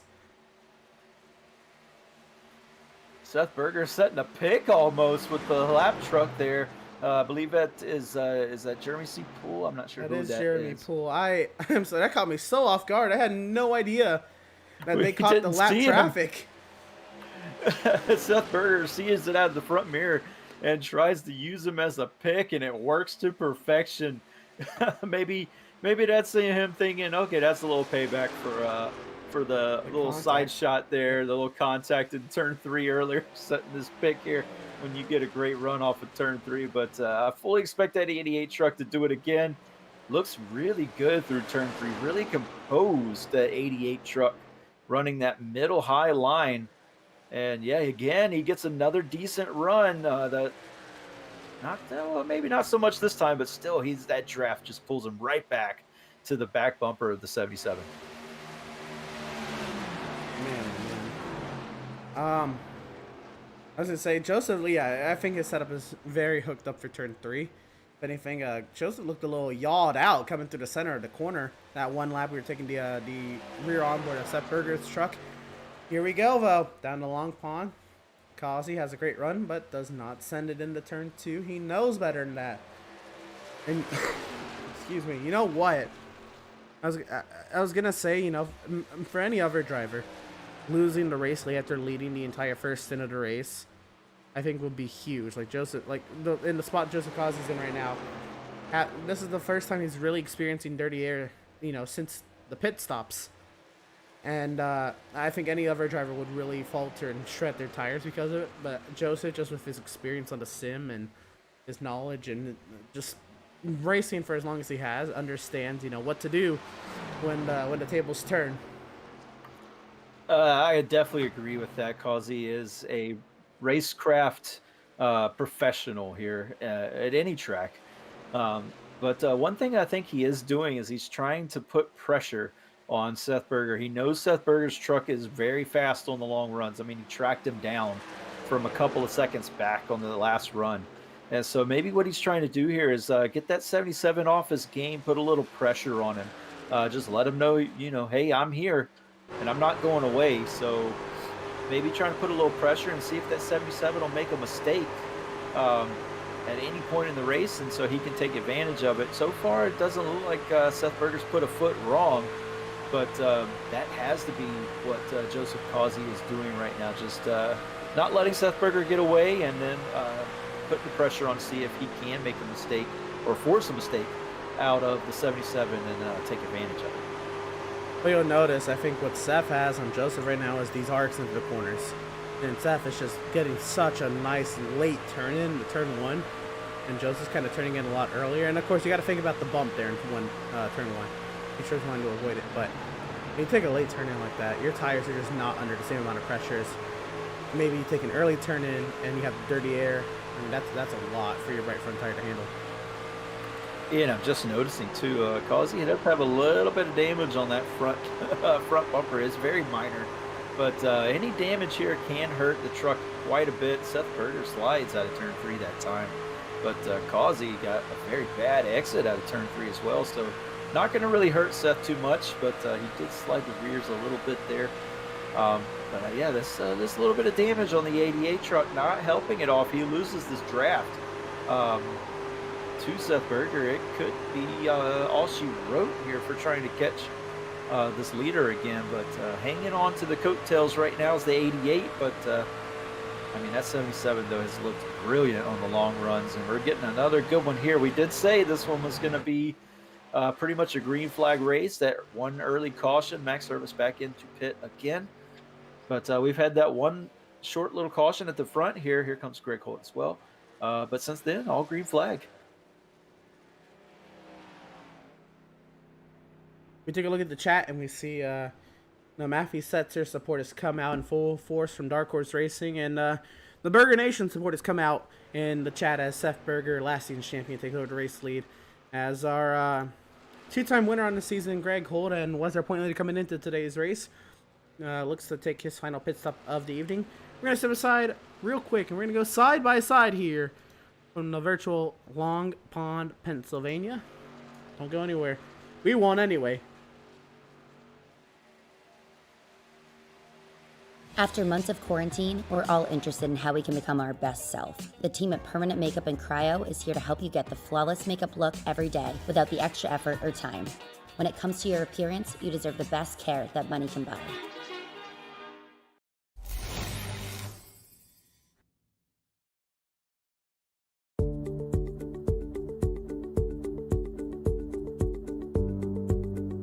Sound art is a product that is a speaker and it's art. We combine it together and we call it sound art. What makes it so unique that any picture can be your speaker? Sound art gives you the high quality sound without the ugly speaker. This isn't a picture with a speaker, the picture is the speaker. Just imagine your wedding picture uploaded onto a canvas and now it's speaking 10,000 tunes. I mean, it's a very cool concept. What we like so much about it that you can take anything that means something very special to you, upload it on the canvas, have it hanging up in your room, your balcony, wherever you want to put it, and now it's a speaker. I mean, how cool is that? It's something that we have that and no one has. No one has this product. It's just a great gift to give anybody. It's just a neat concept. Around here we say, art never sounded so good.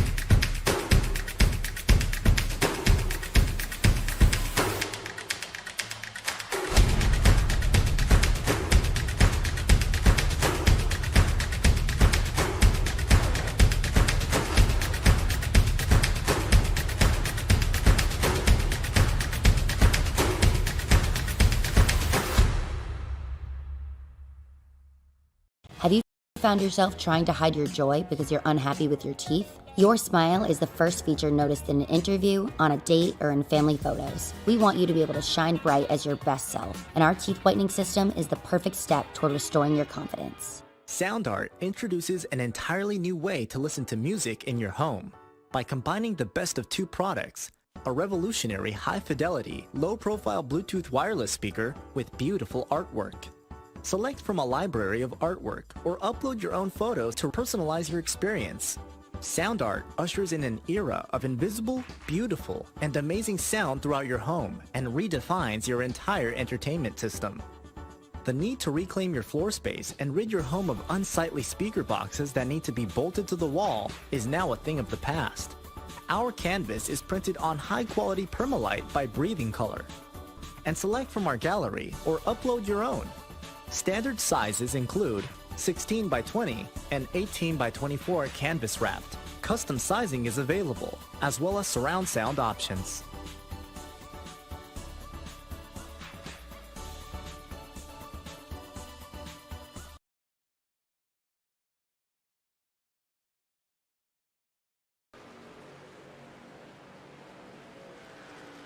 Welcome, race fans, back to the virtual Long Pond, Pennsylvania. We're here at the Tricky Triangle to Pocono Raceway. The Outlaws Sim Series Gunman trucks round number 11 of 22 on the season. We're in the midst of green flag pit stops, and Seth Berger currently the race leader. Farron Elam on the pit lane as we speak. Let's go ahead and see how Farron is doing. There he is in his number 98. Again, the pole sitter tonight, he was running in third at the speeding penalty. I'm assuming the speeding penalty. We can get clarification on that later, but Farron, again, was in prime position to secure a top 5 for sure, I think, from where he was and how far ahead he had over everyone else. The rest of the competition, I think a top 5 was in the cards easily for Farron, but that's part of racing, yeah. The pit mistakes. But we get to it here. We're gonna go ahead and shout out some of our partners here at Pit Stop TV, and those like, of course, Tucson Sound Art.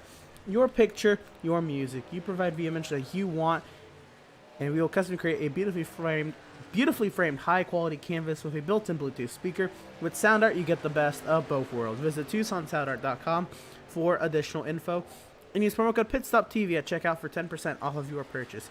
Don't worry, what's on your screen right now is Seth Berger getting overtaken by a vehicle who has come down to pit lane, Brad Bothwell. That was not for position, do not worry. But when it comes to your appearance, you deserve the best care that money can buy. With locations in Auburn, Lewiston, Naples, and Saco, Maine, permanent makeup and cryo in Maine owner Ashley Bollier is a certified micropigmentation specialist who provides professional, safe, and personalized services. You can contact Permanent Makeup and Cryo in Maine by going to permanentmakeupinmaine.com, or you can call or text them at 207-358-8683. Whiplash Media specializes in various sim racing resources, including paint schemes, stream overlays, iRacing camera packs, and more. The official graphic and camera provider of Pit Stop TV, and you can grab your iBroadcast cameras today at www.pitstoptv.com. And of course, our friends at BAM Racing Videos by a race fan for the racing community. Check them out on Facebook. Well, Ben Park, Adam Gardner, a couple drivers having some decent runs tonight. A little bit of damage to both of their trucks on the pit lane, and Ben is still in the pit box, and he was in there for 41 seconds. I'd imagine either he was taking damage or had a 30-second hole, which I don't see those very often, but he looks like he got the wall pretty good, so Right. I'm imagining it's some damage taken there, not really a penalty. Here's Jovi Ray. His truck looks a little damaged on the right as well. Maybe not as much as the 23 did, but just a slight hair right behind that right front tire, it looks like. Slight smudge, so he's made contact. There's a couple drivers who's made, quite a few drivers actually, who've made contact with that wall at some point tonight. how about this? Here we go. Causey's trying the undercut on Berger this time. And we saw how powerful it was, just a one-lap undercut the other way around. So And also, I mean, Seth slid through his box last time as well, so maybe it's even more powerful as Causey gets into his box nice and easy this time. So, I mean, we'll have to see what happens now. If you're Seth Berger, you got to come next time by. You have to. I don't know what strategy you're trying to pull, but if you're not coming this lap, you're doing it wrong. I Oh, feel. Causey's still there. Causey's still in the box. He is still in the box. Oh my goodness. Joseph Causey was surefire taking over the point lead today, and I think he still is, to be completely honest, at the stage points. But oh my goodness, Joseph Causey essentially has thrown away his chance of winning tonight's race. Oh my gosh. I'm sorry to cut you off, Ferguson, but I just noticed it. Here comes Seth. He's coming to put the 88 a lap down. It looks like the 88 is finally able to get away, possibly. Oh my gosh. There he goes. He's able to get away now, but essentially almost a whole lap down is that 88 truck to the 77 now. And oh man, that's going to hurt so much. He was right there too. This Seth is down and away as well. So now we're just trying to see where does Seth come out in relation to drivers who have made pit stops on this round of, on this cycle. And I mean, Max Service was the first driver who really came down the pit lane the second time around, and Seth is ahead of Max. Yeah, he is. I mean, those Seth was it Seth and Joseph Causey were quite a ways in front of most of the rest of the field. Max Service was kind of I'm not sure exactly how many seconds he was behind him, but a good ways. So Max has made up quite a bit, but not enough to get in front of his teammate. Right now, Joshua Fox still out on the track, looking to get some laps led. This is a good chance for him, though, to keep his truck up and maybe to second place, take advantage of somebody else's misfortunes, someone else's mistake. And he's in prime position to do that. We'll have to see if what he has up his sleeve. I don't imagine he wants to stay out too much longer as he goes through the tunnel turn, getting into turn 3 now. We'll have to see if he dives it into pit road. Yeah, and of course, Joshua Fox continuing on what he's already done. And off of turn number 3, he's coming down to pit lane. But some nice laps led for the New Englander. Joshua Fox slides. Uh-oh, did he come down pit? Did he get down to pit speed? Me. I mean, that's really easy to do here. That might have been what happened to Causey, but we'll have to see if he holds stationary for that. I believe it's a 25-second hold. I'm not sure. 24-second 40 hold. for a speeding penalty. 40-second hold. So, we'll have to see what happens with that 66. But this last pit stop catching some drivers out. And one of them was the second place driver right there in that orange Miami University car, right behind Devin Smith here, Joseph Causey. But Devin Smith, not too shabby today, kind of been riding along. Looks like Fox is all good. Okay, Fox is all good, so no speeding there, was able to get it down. But yeah, the 95 here leading some laps. No! Causey. Jeremy C. Poole gets bodied into the wall by Joseph Causey, trying to work his way past the lap vehicle. It should not bring out a caution. Both vehicles are still going, but Jeremy C. Poole has destroyed that truck if it wasn't destroyed already. Yeah, and I'm sure Causey's, it looks like he caught him on the rear end of Causey's truck, so I imagine the that right rear side of Causey's truck is pretty damaged right now. He's still going past the 95. No damage on the left, but I imagine that right side is going to have a few scrapes and scratches. We'll probably get to see it here when he comes around one of these turns. Just a little bit. Damage. It looks like it's a little bit. Yeah, doesn't look like the that spoiler is impacted at all. So maybe no real aero damage to the downforce or anything like that of the truck, but definitely some sidewall damage on the 88 as the 95, our current leader, Devin Smith, comes in for his pit stop. Looks to make it pretty simple on the pit road there. Yep, want to give this guy a shout, of course. He's from Pennsylvania, so a little home track run for Devin Smith. Having one of the few Pennsylvania drivers to lead some laps tonight, so shout out to him and that beautiful Mountain Dew Cake Smash Chevrolet Silverado. Yeah, slides it into the box, doesn't overshoot, gets his tires and service going. So that's going to hand the lead over to the guy who pushed it long last time, running some strategy to get that stage win. Tyler Markle still out on the track. He's getting pushed here from the 67, who's already made it stop. But yeah, Markle now, I mean, his bumper's got a little bit of damage. You can see the right side of that. Yeah, the right side of that truck is look a little pancaked. And that right spoiler, right side of that spoiler is also impacted a little bit as well. But yeah, he's getting his time out front, stays out front for another lap here. Seth Berger, though, the leader, only about 4 seconds back now and closing rapidly. The Michigander Tyler Markle continues to log laps in the race lead here at Pocono. Julio Villalobos makes his way down the pit lane, and that truck has seen better days as well. A lot of damage to the right side on 45. It looks like the right front tire is down in that truck. Just the way that it's leaning. Big damage, though, so he definitely impacted a wall. But yeah, look, just the way that that truck was leaning down the side, coming down the pit lane there, looked like the right front blew on that truck. Man, these guys sideways. Setzer and Thompson trying to battle one another. Setzer powers by Thompson. This is for the 11th position as they work their way past the Villalobos on the track. There's a Greg Holt in the background, and you know what? Even with a speeding penalty, Greg Holt's only 3 seconds ahead of Joseph Causey.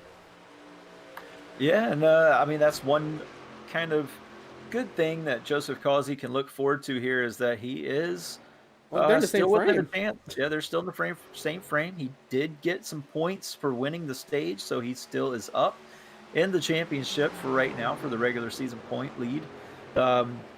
But yeah, I mean, he can still finish in front of his teammate, Greg Holt, who's having kind of a rough night.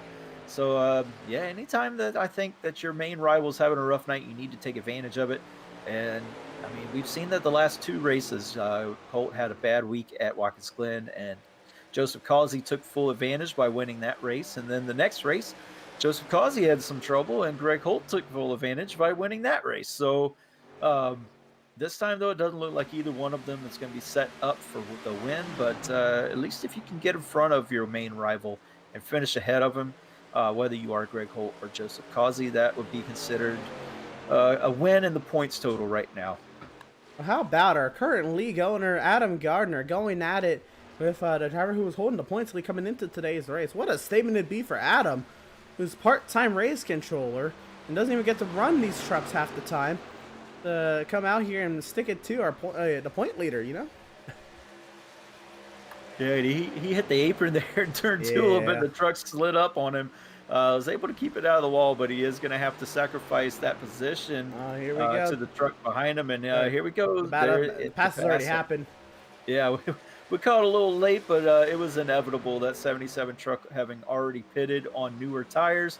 The 42 truck on probably the oldest tires in the field.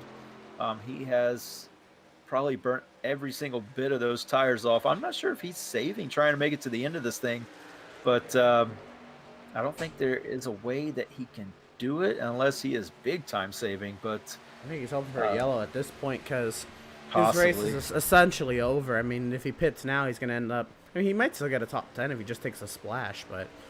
Man, I don't know. That could be what he's doing. Maybe just trying to ride it out and take a splash down, maybe with a couple laps to go. Try and stay in front of as many people as possible. But yeah, caution right now would set that 42 truck up very nice. Looking to take over. Oh my goodness! Near contact again between those two. Yeah, now pulls off into the pit road, but that's 2. Oh man. Oh, and that really checked up Causey, and Adam Gardner's going to get back by down the front stretch. But man, that's twice that we've seen that 88 and 32 almost come together. The last time it did come together, the time before. Oh my goodness. James Gilliard will make easy work of the Michigander. And how about it for James Gilliard? He showed a lot of pace at Las Vegas, but I don't think he got a result that he was able to show for it. But James Gilliard, he's already powered past max service, so looking pretty steady. And Tyler Merkel's in the pit lane, by the way. So Tyler Merkel's still in the box, and yeah, he's getting service. He's doing the tires now. Just saw the truck drop down. There goes the left side up. So he's getting 4 tires, going to make the most out of this last 10 laps. It's going to be the work cut out for this field, though, to catch the 77. He's 5 seconds up on James Gilliard. Gilliard is catching, but very ever so slightly, and I think it's unless something happens and goes amiss on that 77, it could be all she wrote. But man, like you said, ooh, that merge. Oh boy. Tyler's not doing anything wrong. He's following the rules. He could have been, courteous and gone down to the apron, but there's nothing wrong with what he did. But man, it was close. And you saw the 3 truck had to check up there, so now that's going to put him under pressure. He's going to be possibly losing this position. Tries to hang tough on the outside, though I think he's going to have to get out of it so he doesn't catch the wall. Oh, pushing him down to a short chute. I think the truck in front of him there just came up in front and almost took the nose off. I mean, Adams there, Jesse Adams. Ooh, the 3 truck loose off the 3, but yeah, Jesse Adams doing a little self-clear, putting in front of the 3 truck. Here we go, 3 wide. The 2-point leaders, 3 of the 4 drivers who are in the top 4 in points, 3 wide in the turn 1. Causey and Markle both make easy work of Greg Holt. Yeah, and you saw what Markle did there. He could have forced the issue, tried to drive it in deep, thought better of it, and now you see what happens. He gets a good run off of turn 1, and he's going to get 2 for 1 and 2 turns, or sorry, 2 for 2 and 2 turns. It looks like Causey to the outside, Markle to the inside. Causey's going to have the preferred line. Oh, Markle hits the apron. What a catch, and not into the side of the 88 truck for Tyler Markle. That could have been disastrous.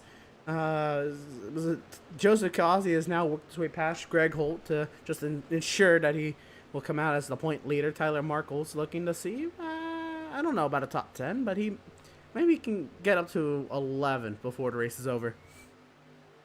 Yeah, fresh tires, you never know, and he gets in front of the 88 truck this time by, going to drive on down the road on those fresh tires. However, here's Joshua Fox. He has made the pass for the final podium position, getting by Max Service. Yeah, working that 66 truck up into 3rd place. Man, this podium, this is gonna, if it stays like this, the energy that's gonna be up here. I'm thinking about Seth, who lost that cup race, in the final lap after, just playing that strategy perfectly. There's some smoke there down the long pond. Looks like it's all clear. But Seth looking to get some redemption. Caution on the speedway. Oh my goodness. And this changes everything. Well, Daniel Park has just left the pit lane. What a trooper Daniel Park is. Oh my goodness. I think you said during one of the breaks he had over an hour of required repairs. I can't believe he stayed. We're going to try to find the caution. I don't think it's Doug Solms, but he was the driver going slowest on the relative. And no, it was not Solms. Oh, no, I think it was... No, it was not him. Oh, was it the 65 of Lingerfeld? Oh, man, I think so. Oh, yeah, something looks amiss on the right side of that truck, so possibly. Oh, no, and I think he might have been helped a little bit here. We're going to get the replay here. This is Lingerfeld and Villalobos going at it. Villalobos' truck does not look healthy. Tried to chase up the track, and man, Lingerfeld was on the other end and right in front of the leaders. Man, I cannot believe, I guess we didn't catch that. We got the smoke, we didn't catch the incident. Yeah, Villalobos got loose out of the turn on the inside, tried to catch it, and it just slid right up into Lingerfeld there. Right, I don't think Villalobos was trying to do this by any means, but man, that's not going to make Lingerfeld any happier. Yeah, you can see the rear end there, right there. He's trying to catch it, and he just didn't catch it.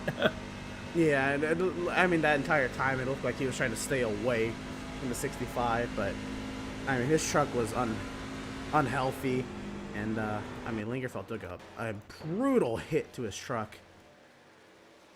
Yeah, it looked like the suspension collapsed on the right front tire, so definite repairs needed on Lingerfeld's truck. He was having a decent run today, and just, oh man, You don't want to see this happen, especially late in the race, but this is going to set up an interesting last end of the race here. I would be surprised if we don't see some pit stops. Yep, the entire field has come down to pit lane. We'll watch this massive hit for Lingerfelt, and we'll recap the stops. I'll tell you this much: I thought Tyler Markle would have stayed out, but he did not. I disagree with that. I feel he should have. I mean, he played the strategy. I mean, right. He only had maybe 2 laps on the tires. I mean, again, that is a lot here. It is a very long speedway, but yeah, I mean that might have been a play. We don't have many laps left, so he could have maybe held him off, at least maybe picked up quite a few, but maybe playing it better safe than sorry. He is in the playoffs currently, and just playing it safe right now. Don't want to chance anything, so looks like some drivers are staying on the track. These are probably drivers who are trying to get a lap back. These are drivers getting a lap back. Villalobos is scored as the leader, but he will be getting the EOL, surely, for causing that incident. He will be sent to the back. I think he's maybe just trying to get down to pit lane, and I don't know. Maybe didn't see he's already going backwards here. He's been EOL'd. 45 of Villalobos, which means it'll be Seth Berger, the race leader, over James Gilliard, Max Service, Jovi Ray, Joshua Fox.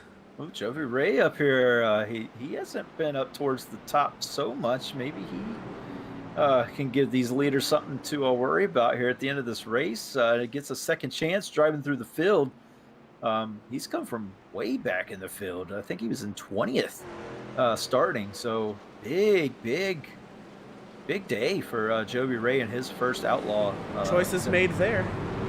Max Outlaw takes outside of row 1. Seeing these drivers make their lane choices. What's left of the field anyway.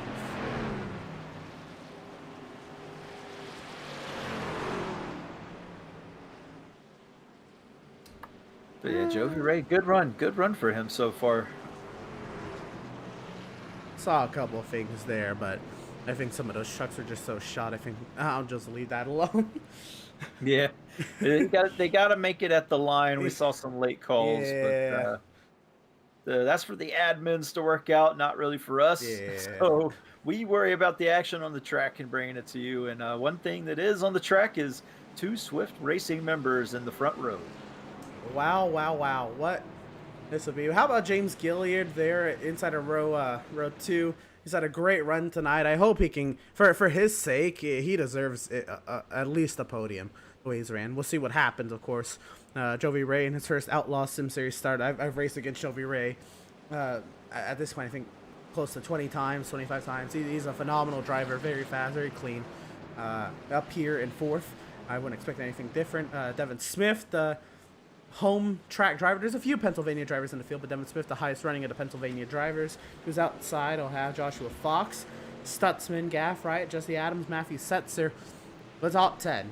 And we're getting ready to go here for what's going to be a 4-lap shootout. We're going to have 10 miles to settle this 192-mile affair. And, when you think of trucks at Pocono, you think of late race cautions. I don't see us potentially going green to the end, but the Outlaw Sim Series may be able to do that. Anyway, the safety vehicle's in the safety pit lane. We're racing once again from Pocono.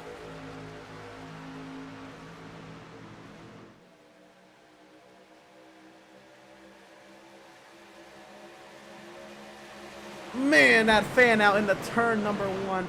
Everybody getting down into the corner. Can everybody make it out of the corner? Seth Berger still leads. And look at this flyby.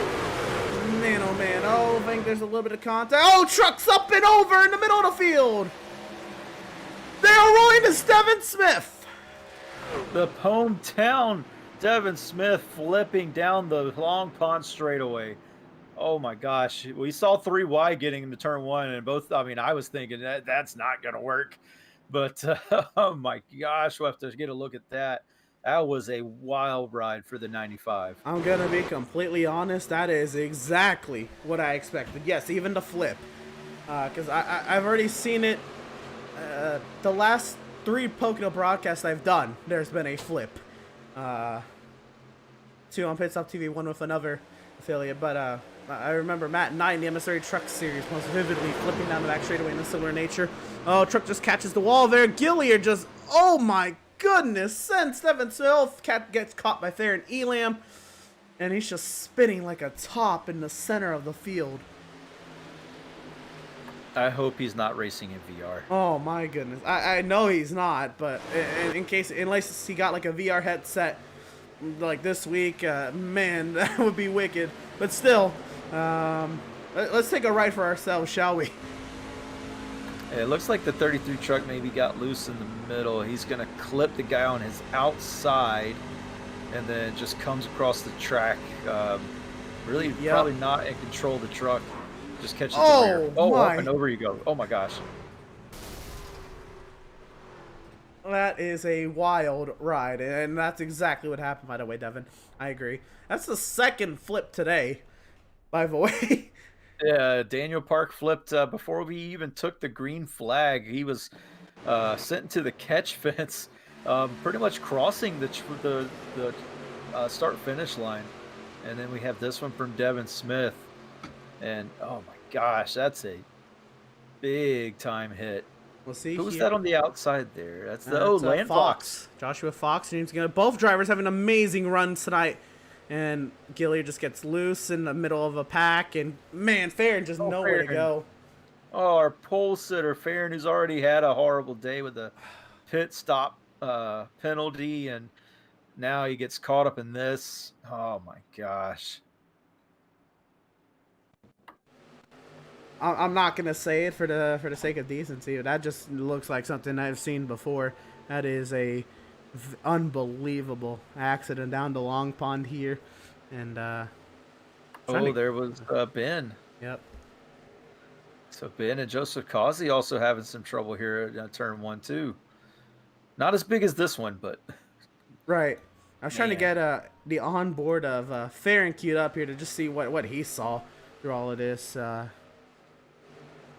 Farron's kind of in the part of the pack, in the running order. It's kind of hard to find where his truck is here. And we finally found it. Let's get the onboard and see what Farron saw. And he just saw a truck barrel rolling up in the air and on his hood. Doesn't look like there's much damage. It really doesn't. Maybe it was somewhat of a Bubba Wallace situation at Daytona where Joey Logano just clipped the roof of Bubba Smith, or Bubba Wallace, sorry, not Bubba Smith, Bubba Wallace, when they were, was it at turn 3, I believe it was, Joey Logano flipping, and Bubba tried to go under him, and it went right under him. I remember, Talladega, that was wild, just the way that Logano's car took off in that incident. Wow, that's... I did not expect to see two. I'm gonna be honest. I expected this race to go green flag to flag, being it's the Outlaws Sim Series coming into today's race. But I did not expect to see 2 flips by any means tonight. Maybe after the checkers when drivers are just having fun and on the cooldown lap. But I did not expect to see 2 flips in the race session tonight. But what it has done is it's now shaken up the order once again, and we're gonna get well, here we go. We'll get some choices made again.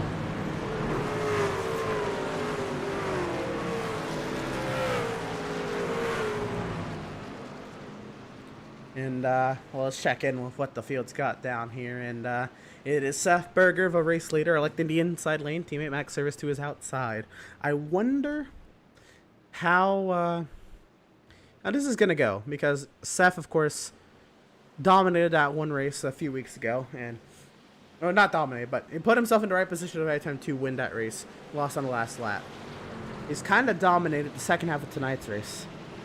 But man, the guy but Seth's already won this season. The guy who was outside is on, I think, closer to a 40 race winless streak in the Outlaws Sim Series. Man, Max Service would like to turn that around, wouldn't he? I'm sure he would, and I mean, I know Seth wants this win. I'm sure. I don't think either one of them are going to give any quarter here, even though they're teammates. Max, having being on a winless streak, he definitely wants to get this win. Seth Berger, though, having the heartbreak of last week where he had the winning truck and was kind of taken away from him due That to an too, right? incident with another driver. And then, of course, with the Cup Series that he races in, being so close to winning that race. I mean, it's just a couple of close heartbreaks for that 77, and I don't think he's going to want to give this one up. So even though he knows his teammate on the outside has a winless streak, I just don't think you want to give this one up. If you're Seth Berger, I think you're going to want to take it. Absolutely not as a racer. I mean, your racers first, teammates second, but at that, so it's interesting to think about. The iRacing.com safety vehicle is in the safety pit lane, and well, we're racing once again from Pocono.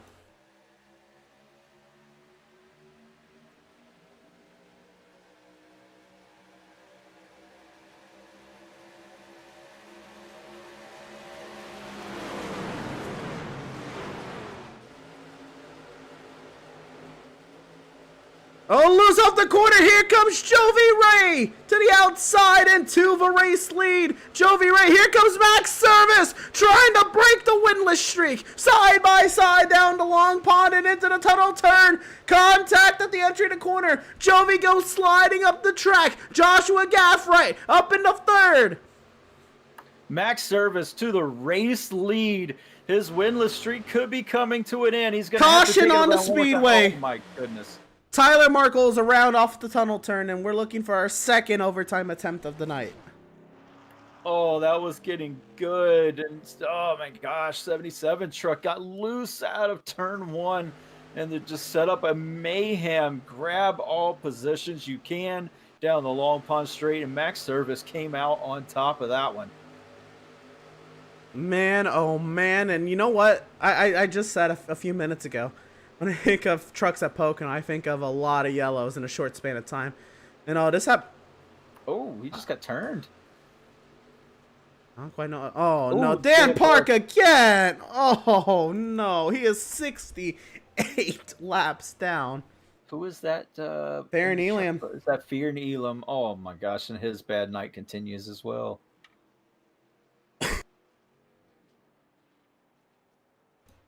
Bad night's getting worse for some of these drivers tonight. Let's see what happened to Farron. Oh, goodness. We miscued up there. We'll try to get that again.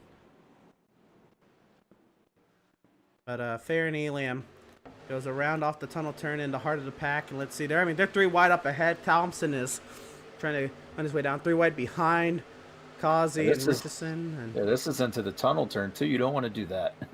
Everybody sorts it out. Does he? Oh, he's just a little too slow. Joseph was trying to find his way around him. Oh man, Dan Park, big hits. Man, oh man. Such a fast turn, and that was a monster hit.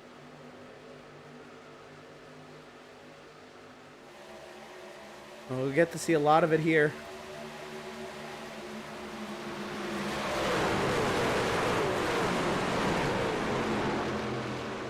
We'll see a lot of it up in the distance, but you'll just see the hits. And man, oh man, a lot of air time and a lot of smoke over there. And my oh my, Dan Park just nowhere to go in that. Well, we're gonna take a on board with the driver who was 68 laps down, approaching the scene of the accident. There, yep, trying to stay low and avoid everything.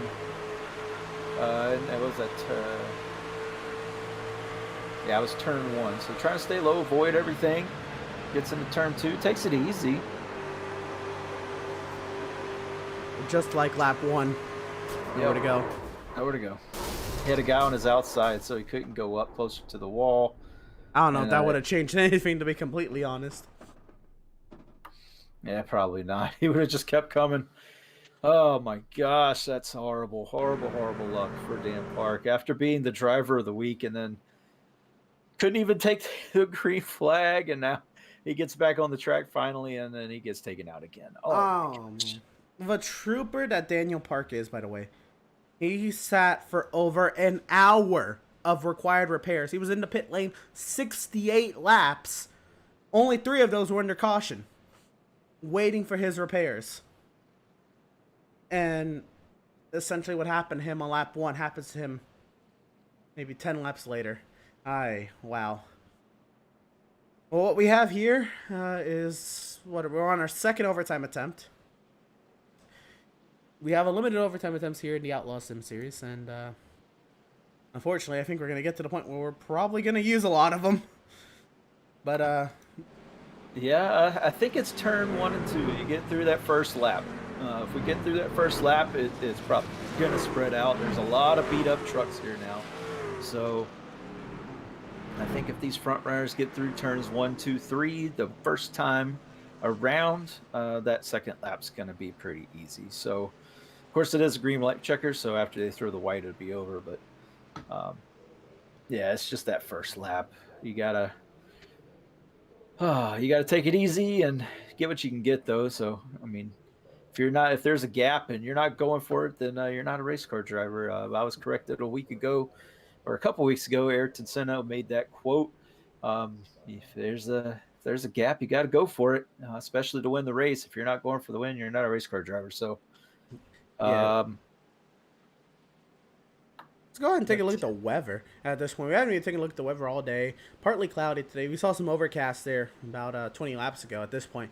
Air temp 73 degrees Fahrenheit. The track temp 87. Winds fairly calm, 4 miles per hour out of the southwest. And yes, and the shortened term of this is when you're up here with a chance to win the race, if gap car, or in this case, if gap truck. I strongly encourage drivers going forward, of course, in a calculated sense. But what we got here, Jovi Ray was second in order to make his lane choice, and he chose to stay behind Max Service. Very intriguing. I don't know if he fully understands the choose rule yet, but if he does, he chose to stay behind Max Service instead of going to the inside where Joshua Gaffright is now lined up. I think with the leader choosing the outside, you just get such a better run on the outside lane rather than the inside getting into turn. The outside lane is preferred.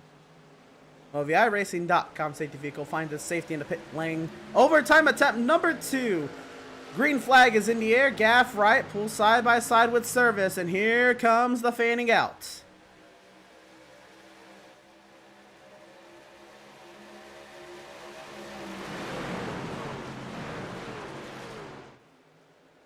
Joshua Gaffright takes over the race lead now. Service trying to file in behind. 3 by 3 behind them. Jovi Ray trying to get to the inside of Service. Service trying to send it to the outside of Gaffright. Into the tunnel turn they go. Service trying to keep it up there. Gaffright sends it on into the tunnel. Max trying to see if he can get the crossover. But Joshua Gaffright, the race leader, through turn 3. Looks like everybody's able to continue on. James Gilliard, and we got a wreck in the back, and this should be another yellow. Looks like we're staying green. They haven't thrown it yet, so Max Service, he's going to get the run down the front stretch. They're going to come to the white flag. Will they take it? They will.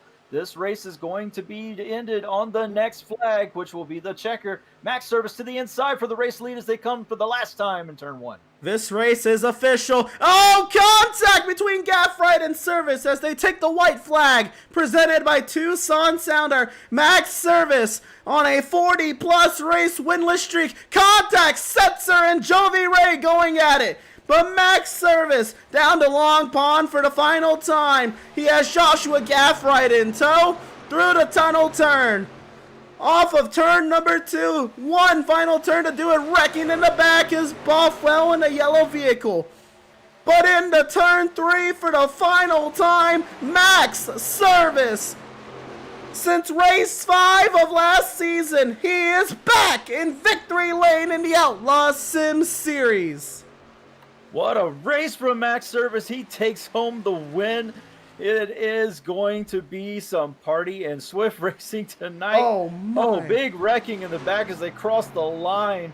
But what a race. What advantage taken. And way to hold on to the truck through turn 1 was it from Max Service. Oh, my gosh. What a way to get and break this win streak. I want to say, winless streak. Matthew Setzer was basically sideways down to Long Pond, and he'll still finish third. Oh my goodness. What a run. What a run. What a race. I'll tell you this much. The last time Max won was race 5 of last season at Legacy, Texas. It is now race 11 of the following season after a 36 race season. So that's 31 plus 11, give or take if you missed 40, 42 races.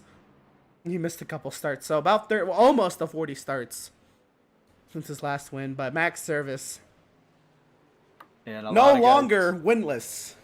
Yeah, a lot of guys came up to give their congratulatory bump there. And burn it down. The Canadian from Nova Scotia, Max Service, gets it done at the Tricky Triangle in a phenomenal last several restarts there at the end. Teammate Seth Berger dominating there at late, losing the lead. Then Jovi Ray gives a fight up to second. Joshua Gaffright leads on the white flag. And here comes a Swift Racing burnout. First time with the rebrand, and they'll get to do nose to nose burnouts at the start finish here at the Tricky Triangle. Unbelievable. And even though Seth lost his shot to win the race, getting loose out of turn 1 on the first green-white checker, I don't think there's any other driver he would like to see get that win than Max.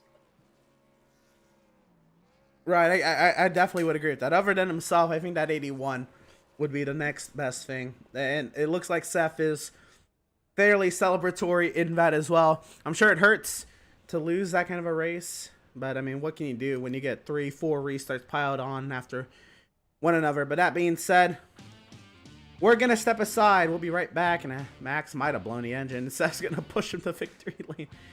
We're going to step aside. Oh, no, he's going to spin him out. We'll be right back with post-race interviews and more from the Pocono Raceway, the Tricky Triangle. Post-race coverage of the Outlaws Sim Series, round number 11 from Pocono Raceway on the far side of this break.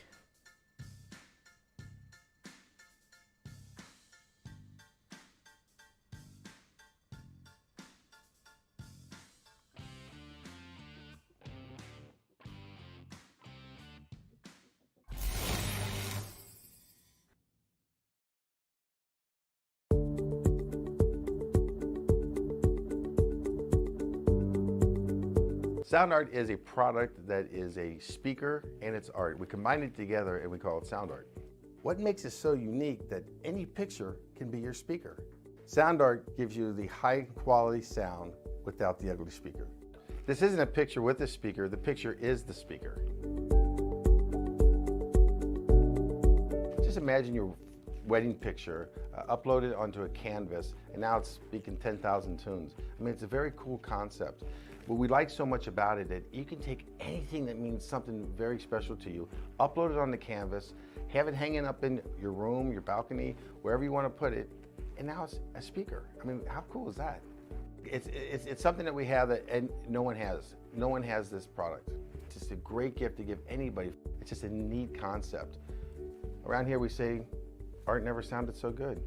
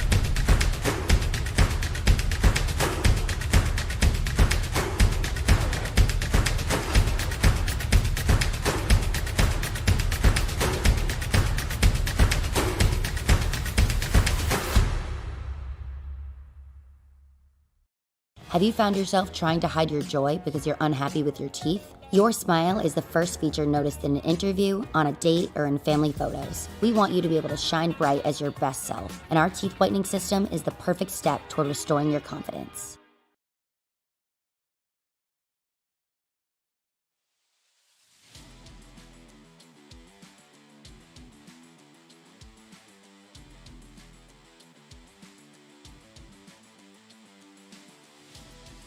Welcome, race fans, back to the virtual Long Pond, Pennsylvania. We're here at the Pocono Raceway now in a post-race coverage of the Outlaws Sim Series, round number 11 of 22, where Max Service has just broken a near 40 race winless streak in a phenomenal late run of restarts there. Somehow he's able to hold on, and we'll get to his interview and his reactions in a moment. We're going to go ahead and take a replay here and see what all happened on that last lap. Try to see the accidents that went on here, and we have the replay queued up, and so we'll get to see James Gilliard involved in an accident here. And this is the pack. This is on the final restart. Gilliard all the way in the back, so I'd imagine this happens ahead of him. Yeah, he was involved in that incident before this. So having such a great run, and then it got ruined, but they come through the tunnel turn here, and I think just runs into him. And then both trucks nose to the wall. I think Lingerfeld and Gilliard both were at the back of the field, 2 laps down, or Lingerfeld's 2 down, and Gilliard was at the back of the back. I think they just both said they're going to let them race. This is what we're going to want to see here. This battle side by side down the front straightaway on the final lap. Jovi Ray blocking as he might behind them for third. Max sends it in there. Gaffrey gets the right rear. I mean, absolutely destroys the right rear. Trying to get there, but hey, last lap. You got to give it your all. Contact there between Setzer and Ray. Way to hold on to it from the 5 truck right there, going down the long pond. And being able to keep the position while holding on to his truck. Wow. What a job there to hang. Oh, contact there with the outside wall. And how'd they get there? Bothwell went around in the back of this pack. Right, well, after the tunnel turn. Take a look at that in a second, but to the line, Setzer and Jovi Ray and Seth, and well, that's how that all worked out. I'm trying to figure out what happened to Brad Bothwell here in a second now. Brad Bothwell ended up a little ways down the running order. We got him here. This is into the. Oh, I think he collided with Adam Gardner here. Off the tunnel. No, they both just got loose. And hold out. Did he hold on to it? He did. Yeah, but I don't think he made contact with it. I don't think Adam made contact. I think it was just both of them pushing it and just got loose. And Max Service, wow. Just breaking the winless streak. Unbelievable. I shouldn't say that. I mean, he was a 2-time winner last season. So I'd say very believable from the driver of the number 81, who finally breaks that winless streak. Max, wow, what a crazy run through overtime attempts there. You chose the outside on that final restart. How did it fare, and why did you make that choice? It fared okay. It didn't go as well as I wanted it to, obviously, but I find it really hard to restart when I'm on the inside. So I chose the outside because of that, and I like the outside through turn 1 better than the inside. But the green lights came out where a restart zone was, and quite honestly, they came out a tad before the barrels, which is where we were supposed to start. So I wasn't ready for that. Coming to the green, I was waiting on those barrels, and then the green lights came out, and I didn't get as good of a start as I should have, as much as me and Seth were getting good starts before that, when we were up there on the front row together before he got loose off 1. Well, Max, I got to go back and count how many races you ended up missing, but we've ran 42 Outlaws Sim Series races from race 5 of last season. I mean, finally breaking through. I know I gave you a real hard time about that, but honestly, does it feel that long ago? And finally, kind of getting back to victory lane in a league race, especially with the caliber of drivers we have here. Well, I looked at it today actually because I was really curious of how long it's been since I've won a race, and the date from that live stream is September 9th, 2020. Oh my So it's been goodness. over a year, and I've missed 2 races. That's a 40 race winless streak. It feels great. I'm still disappointed that Seth didn't get this win. Ultimately, after that first caution, it should have been a Swift 1-2. But I mean, things happen, I guess, and I mean, I'm happy that we still at least got the win for the team. Yeah, absolutely. I think that's the nature of trucks at Pocono. Anytime you watch real life, trucks go at Pocono. When they have a caution, they have a slew of yellows after that. And that's exactly what happened tonight here at the Outlaws Sim Series. But, yeah, Max, the team rebranded to Swift Racing this week. Is it sticking now? I don't know. We've got some options on the table. We're not going to say those yet, but Switch Racing, I guess it's lucky. I mean, last season when I ran the Taylor Swift car, the 2 times I ran it, it never finished anywhere but second for me, as I was Mr. Second place after race 5 that season. Had 7 of those. But fun fact, Pennsylvania is where Taylor Swift is from, so we're doing it in the hometown of the team. So. And we could have had a 1-2. I'm still disappointed about that. That's just, unfortunately, the way it goes in that regard. But, Max, again, race winner here tonight at the Pocono Raceway. You finally you were just inside the playoff bubble coming into today's race. Now you get the win to solidify yourself if you make the 12 starts as a playoff driver. How do you feel now about potentially going at it and being a title contender? Feel a lot more safe now because before, not winning in 40 races, it was a little doubtful that we were going to win one. So it was a lot of battling for points there, and quite honestly, there wasn't too much further that I could go relatively quickly in points. So it's certainly relieving to get the win here tonight instead of having to worry about points like I usually have to because I don't win a whole lot. But it feels nice. Hey man, I'm so proud of you for breaking through. Real quick, next up is Dover. How do you feel about Dover? It all depends on setups, like every week, to be honest. If it runs good, because quite honestly, tonight we didn't bring a very good piece. It wasn't very good. It was really loose on throttle, just like we were at New Hampshire. And we asked Adam for his setup. He gave us the setup. We ran it exactly like it was sent. Not a change to this thing. And this thing is perfect. Adam has a great Pocono setup, and I'm glad we went to victory lane with it. Well, there you go. Adam Gardner, the league owner, putting in some work with the setups, and I feel that's why he wanted to run tonight anyway. He had his fair go at the field. He came in with 12, by the way. But all right. Well, congratulations, Max, on the win tonight here at Pocono. We'll give the floor now to shout out whoever we're going to shout out. Thank you. We're going to thank for getting the job done at the Tricky Triangle. Of course, we got to thank T-Swift, of course. I can't go without saying. She's the brand here at Swift Racing, so we got to shout her out. And I want to real quick apologize to Gath right there. I didn't mean to overdrive the corner. I know he's pretty mad at me over that, but I mean, there's nothing I can do now. Well, at the end of the day, it's just hard racing. For a race win at Pocono at all places, it's so tough to overtake here. And somehow y'all made several overtakes in those final 2 laps. So a phenomenal show both of y'all put on tonight, by the way, that final restart. And congratulations on the win, Max. Best luck to you in the coming races. And yeah, hopefully we'll talk to you some more then. Yeah, hopefully. I hope so.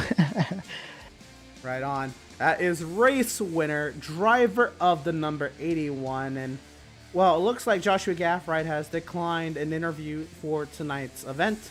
But that means we have third place finisher Matthew Setzer standing by with Devin Smith. Devin Zimmerman. Wow. Yeah, close. Hey, Matthew Setzer, happy birthday to you. Happy birthday to you. I told you we talked to you at the end of this thing. I'm glad. What a drive. You were kind of mired in the mid-pack for most of this thing, and then that late race incident gave you a shot, and man, you took advantage of it. Yes. I screwed up at the first pit stop. I unchecked my tires for the caution because I was going to come in and get fuel, and I didn't.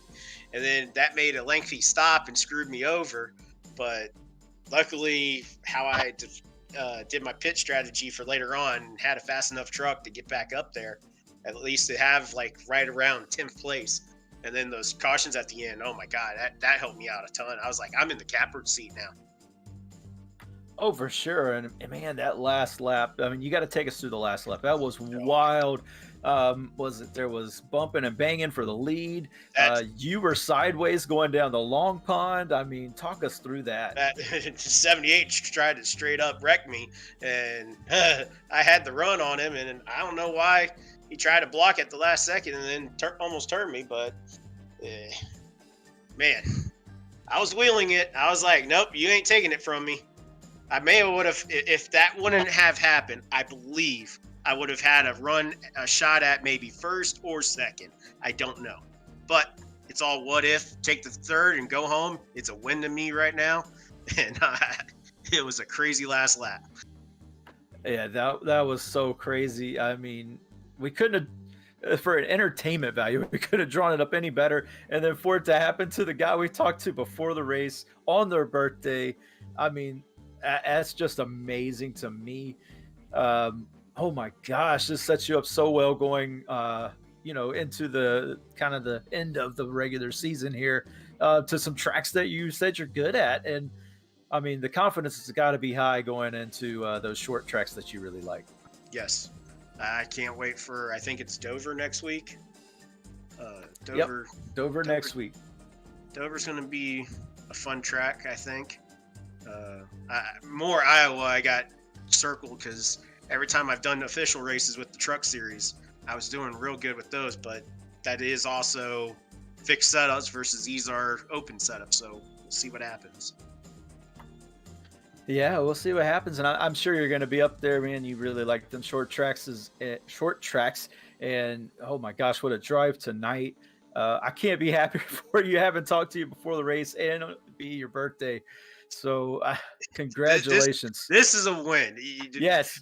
my heart was beating through that whole mess. And I'm sitting there going, man, something's going to screw this up and I'm not going to get it. But, man,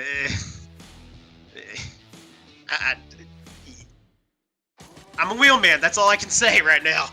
Oh, you saw how sideways I was. Oh, yeah. You definitely willed it down the long pond, but before we let you go, we're going to give you another time to shine for your sponsors and who makes this happen for you. So go ahead and give them a shout out.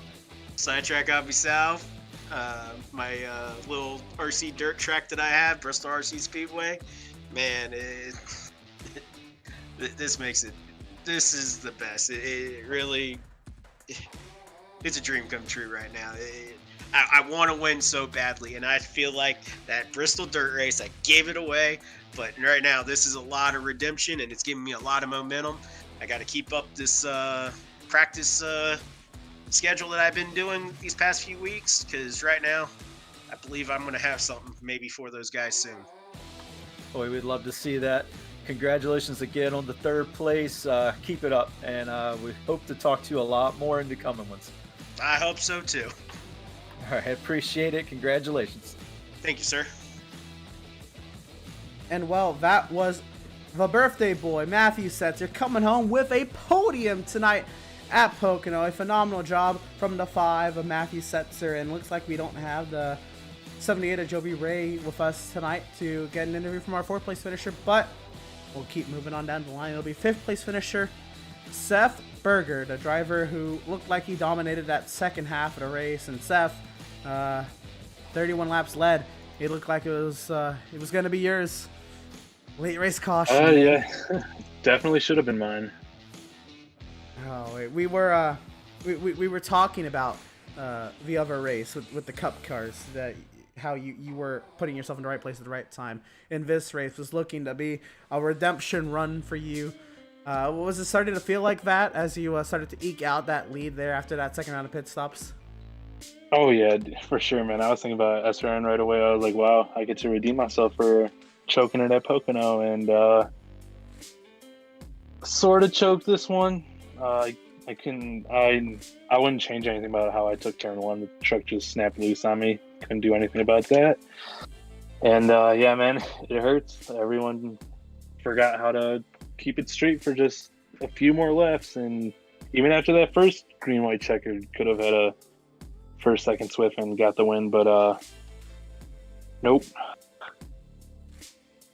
It goes a lot. I mean, I feel once that caution came out, we kind of all knew, if you look at real life truck races at Pocono, that we were not throwing caution. We were going to get a slew of yellows.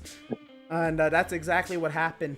But what happened there in turn one? Then you got loose, and Gaffrey kind of files through. I think Jovi Ray and Max got there as well. But what happened there in one? Was it just cold tires, several restarts, or what happened? I think it was the cycles on the tires, because the truck wasn't that loose in turn one. And I even slid a little bit on the first green white checkered, but I was able to save it. But it slid even worse on the second restart. So I think just cycling the tires, heat, and cooling them down just kind of screwed me over. And couldn't get the job done, man. This one's definitely going to sting a little bit. But Max being able to win and win over a certain someone has made it hurt a lot less. Well, I was going to say, on the other hand, at Swift Racing, your teammate, we're still trying to figure out the exact count, 39, 40 races, but it's been 42 Outlaws Sim Series events since Max Service last won. Describe that. I guess you got your win at Rockingham. I know you'd like more than one, especially the way your season's gone. I feel like maybe you should have 3 or 4 at that.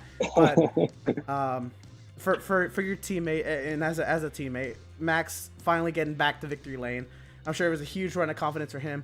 But for you as a team and for you as a teammate, how does that feel? Oh, it's definitely awesome. I mean, I was talking to him at the beginning of the race, man. He was like, "If you're faster, pass me."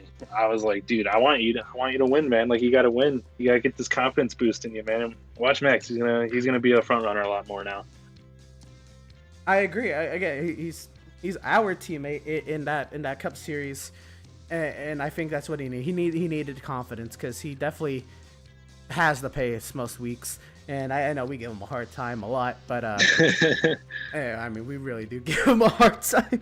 But man, I as a teammate, I hope that this confidence boost helps him out on that side of things. As a broadcaster, I hope he just adds a little bit more drivers to the pot of drivers that could win on any given Wednesday here for Outlaws, because I think we certainly needed that. But the rebrand for Swift Racing, it looked pretty powerful tonight. Yeah, it definitely did. I don't know if it did much, but it definitely helped out tonight. Absolutely, it seems so. Well, Seth, next up is Dover, a track that you won at last season. Coming up now, that'll be the 4th to last race of the regular season. How are you feeling about your chances at Dover? And then, I mean, I know you had a dominant run tonight to kind of give you some confidence, but gearing up for a title run. I don't know, man. These open setups are so hit or miss with me, man. I'm either contending for a win or I'm trying to fight for a top 5. So we'll see what happens, man. Like I said at the beginning of the season, I'm just taking it week by week, and just stings a little bit when those weeks come up that I got the opportunity to win. Right on. Well, Seth, you got a 5th place finish tonight. You led 31 laps. It looked like the clear favorite there the second half of the race to take the win away. Just one more question. You and Kazi going at it. There's a little bit of contact. I'm gonna be honest. I don't think Kazi meant to make that contact. He's on 30 lap old tires. I think just got sideways into the corner. But you and him battling. That looked like a lot of fun. Well, what say you? It was definitely fun. I think he pushed me a little high into turn 3 there, but racing's racing. I'm not gonna say he did it intentionally, but kind of sucked that he did that. But that's when I short pitted him and got around him, and luckily I was able to hold my position there. But yeah, he definitely had a fast truck tonight. I still don't know what happened to him there at the end. I thought I was going to be battling him for the win there. So that kind of sucks. But yeah, man, that kind of, whatever happened to him gifted me what should have been the win. We're believing it's a speeding penalty. He had some sort of penalty on the pit lane. But Seth, I locked up going in there too. Man, it caught a lot of people. There was a lot of speeding penalties tonight. But all right, Seth, we'll give you the floor here to shout out. Who are we going to shout out? Thank you. Who are we going to thank for your great run tonight? I'd like to thank Burger Nation for watching. I really apologize for not being able to squeeze out a win recently. It's been a little bit since I've won at Rockingham, and haven't won an SRN yet. Got close there, man, and starting to feel like Chase Elliott again, like when I first started on iRacing. This kind of hurts, but I'm going to keep putting myself in positions to win, and the win's going to be coming soon. I promise that. And thank you to Liftworks for sponsoring us tonight. Gotta thank Mad Dogs too as well, and Flood Brothers. And please check out my Berg_arts on Instagram. Start my own clothing brand and seeing if I can make it big on my own.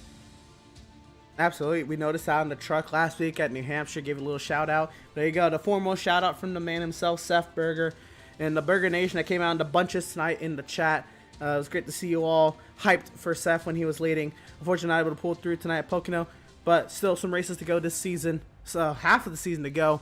Seth, congratulations on your 5th place run tonight, the team win, the laps you led tonight, and best luck to you the rest of the season, man. All right, thank you. Driver of the number 77, Seth Berger, brings it home 5th tonight here at Pocono, and it kind of felt like settling there for 5th after the run he had tonight. But at that, still a great run for the team, a great race, a great show. We had battles all day long. Let's not get it twisted, Devin. That 65, 70 lap green flag run, battles all throughout the field. Yeah, and that's something that we weren't really expecting at Pocono until maybe the end, when maybe some guys were on old tires and we see that. But man, it was some great battles the whole race. I mean, this was exciting from beginning to end. The ending, definitely exciting. You heard it from the driver, some big time celebrations going on right now, and rightfully so. Well, let's see how the rest of the field, because it was wild. I don't know how. I mean, granted, iRacing, it's all, scoring, but man, I mean, if we had to hand score it, man, it'd take a while to hand score all the craziness there at the end. This Max Service gets the win over Joshua Gaffright. Matthew Setzer rounds out the podium. Jovi Ray, in his first Outlaws Sim Series start, brings it home 4th. Had a great run there. Looked like he had a shot to win, too. Just not able to get there. Seth Berger dominated the second half of this race. He'll come home in 5th. Jeremiah Stutzman thought he had stage 2 locked up. Tyler Markle stole it from him. He'll come home 6th. Julio Villalobos, the driver in that number 45. I think this might be one of his best runs in the Outlaws Sim Series. I'm glad to see him get that. 7th place finish. Jesse Adams comes home 8th. Joseph Causey recovering from the speeding penalty. 9th, not what he wanted, especially after the way he led the first half of the race. But I think 9th after a speeding penalty is amazing. And Brandon Richardson will come home with the top 10. Yeah, but then Joshua Landfox, who was up there in 3rd for quite a bit of the day, ran into some trouble. He comes home 11th, just outside the top 10. Our league owner, Adam Gardner, who had very quietly had a great day for him, running part-time, comes home at 12th. Kevin Thompson at 13th. Tyler Markle, who we saw get into a couple of incidents, trying a different tire strategy there, comes home 14th. Doug Solms, 15th. Brad Bothwell, he was involved in a couple of incidents. He brings it home 16th. Ben Park likewise had a couple of incidents he was involved in. He brings it home 17th. James Gilliard 18th. Again, another driver who was up in the top 5 for most of the day, with big time trouble at the end of the race there. Greg Holt, who just had trouble all day long, it does look like he's going to lose the points lead again. He brings it home in 19th. And then Kyle Lingerfeld, another driver who was involved in some incidents, he brings it home 2 laps down in 20th. Usually get to this next page, and I think it's Heartbreakers Row, but man, oh man, this second page, a lot of heartbreaks here, a lot of great top 10, top 5 runs, the points lead changing again, so many stories just in that page. But we move on and we get to 21st. It'll be Randall Barnett 2 laps down, Eric Peck 22nd 2 laps down, Farron Elam, the pole sitter, hits a flipping truck on the long pond. He'll come home 23rd 3 laps down. That flipping truck was Devin Smith, 24th 9 laps down. I mean, I guess it's not bad for flipping. Jeremy Seapool had an abysmal day today. He wishes he could have done better than 25th, 21 laps down. Seth Fitzpatrick called it an early quits on the first round of green flag pit stops, 26th, 62 laps down. Daniel Park, he was running at the checkers. I promise you that. He was. He'll finish 27th, 73 laps down, but he was running. As he, I mean, twice in this race, just took a truck from the bottom side of the racetrack in his face. I got the confirmation, over 1 hour and 5 minutes of repairs for that 6 truck. That is gnarly. I can't believe he stayed. He'll come home 27th. Andrew Schroeder, 28th, 81 laps down, also involved in that lap, 0 incident with John Mustian coming home, not even taking the green flag. I'm assuming an equipment malfunction, because there's no way that wasn't for the one truck of Mustian, 82 laps down. And at that, Devin, Pocono, I'm going to be honest, I walked in, I came up to this broadcasting, we're going to go green flag wire to wire. We're going to have drivers running away from others. We're going to have a really strong outfield. I think I got the complete opposite. I think so. I mean, normally at Pocono, you get that wire-to-wire green flag. A lot of people don't like that. They want to see some action. And, I mean, you had it with, there were some cautions here, but for the most part, the racing throughout the whole green flag run was awesome. And it definitely kept attention. It definitely was something to watch, and it's something to continue to watch in the series as we push forward to the end of the regular season and into the playoffs. I mean, Swift Racing, the rebrand is looking phenomenal right now. As always, Performance Sim Sports with Joseph Causey and his group, Greg Holt, Jeremiah Stutzman is part of them, kind of associated. I mean, they still look decent up at the front, and it's just going to be a dogfight to the end of this thing, and drivers are starting to find their strides. Absolutely. I think you said it right. A dogfight, because through half of the season, I don't think we've had a dull moment in this first half of the season, and the tracks just look like they keep getting better for us, the Outlaws Sim Series. Before that, let's carry on and see what's happening the rest of the night. Actually, first, I got to shout out Andrew Cardinale IV, Eric Brennan, and everybody else who worked on the Cars Esport Tour round number 4 tonight from the newly released Hickory Speedway. It's a fun little racetrack. It's awesome to see that on the servers. I hope they had a great show tonight. I'll be going and checking and see how that all went right after we finish up here. But tomorrow night, join us for some more open setup truck racing with the MSRA Truck Series presented by VFW. They take to the Las Vegas Motor Speedway as they look for their second round of their playoffs to kick off now tomorrow night, 8:15 p.m. Eastern Time. Friday night, you're gonna hear me say this right. We're gonna have asphalt sprint cars at the Talladega Super Speedway, 9 p.m. Eastern Friday night, 76 laps for the Intimidator Challenge. You won't want to miss that. And Saturday, bright and early for me because I like to sleep in past that time. But Saturday morning, 11:15 a.m. Eastern Time, we'll have the NARL Cash Days at Long Beach. It is 4 hours of GT3 racing. We'll have some huge names. We'll have, of course, Tony Kanon's eSport team with some of the best Brazilian sim racing drivers. We're going to have Daniel Morad teaming up with Casey Kerwin, other big names running at the NARL Cash Days at Long Beach. 4 hours of GT3 racing. You won't want to miss all that sports car coverage. Saturday, be there bright and early, 11:15 a.m. Eastern. And it's going to be a fun little five-something hour broadcast. That's going to be a lot of work. Next Tuesday, there'll be the Nork iRacing Series in their 13th season. They will be at the Las Vegas Motor Speedway for their season finale. Last night, Daniel Falkingham clinched the championship in Nork's 13th season. With his pole last night at Chicagoland, he ended up finishing second to Will Klein. But Daniel Falkingham, with his 9 wins on the season, looking to break that double-digit mark with a 10th at Las Vegas. Can he do it? Find out tomorrow, Tuesday night at 6:40 p.m. Eastern Time. And next Wednesday evening, the Outlaws Sim Series will be back in action with these open setup trucks, these Outlaws Gunman trucks at the Monster Mile, Dover. It's going to be a blast. You won't want to miss it. Coming up next, though, of course, we have to give a shout out to all of our partners here at Pit Stop TV, like Tucson Sound Art. Your picture, your music. Make sure you use promo code PitStopTV at checkout for 10% off of your wall-mounted sound art device today. Of course, permanent makeup and cryo in Maine. You deserve the best care that money can buy. By Whiplash Media, the official graphic and camera provider of Pit Stop TV. And by BAM Racing Videos, by a race fan for the racing community. Devin, where can people keep up with all of the updates for all of the abundance of racing series we have this week and next here at Pit Stop TV? Yeah, so always as always, check us out on our social media, facebook.com/pitstoptv, and then twitter.com/pitstoptv_. Instagram, you can catch us at instagram.com/pit_stop_TV. And then, of course, on YouTube, where most people watch us, you can catch us at youtube.com/c/pitstoptv1. And that's how you keep up with us. We also have a Twitch account.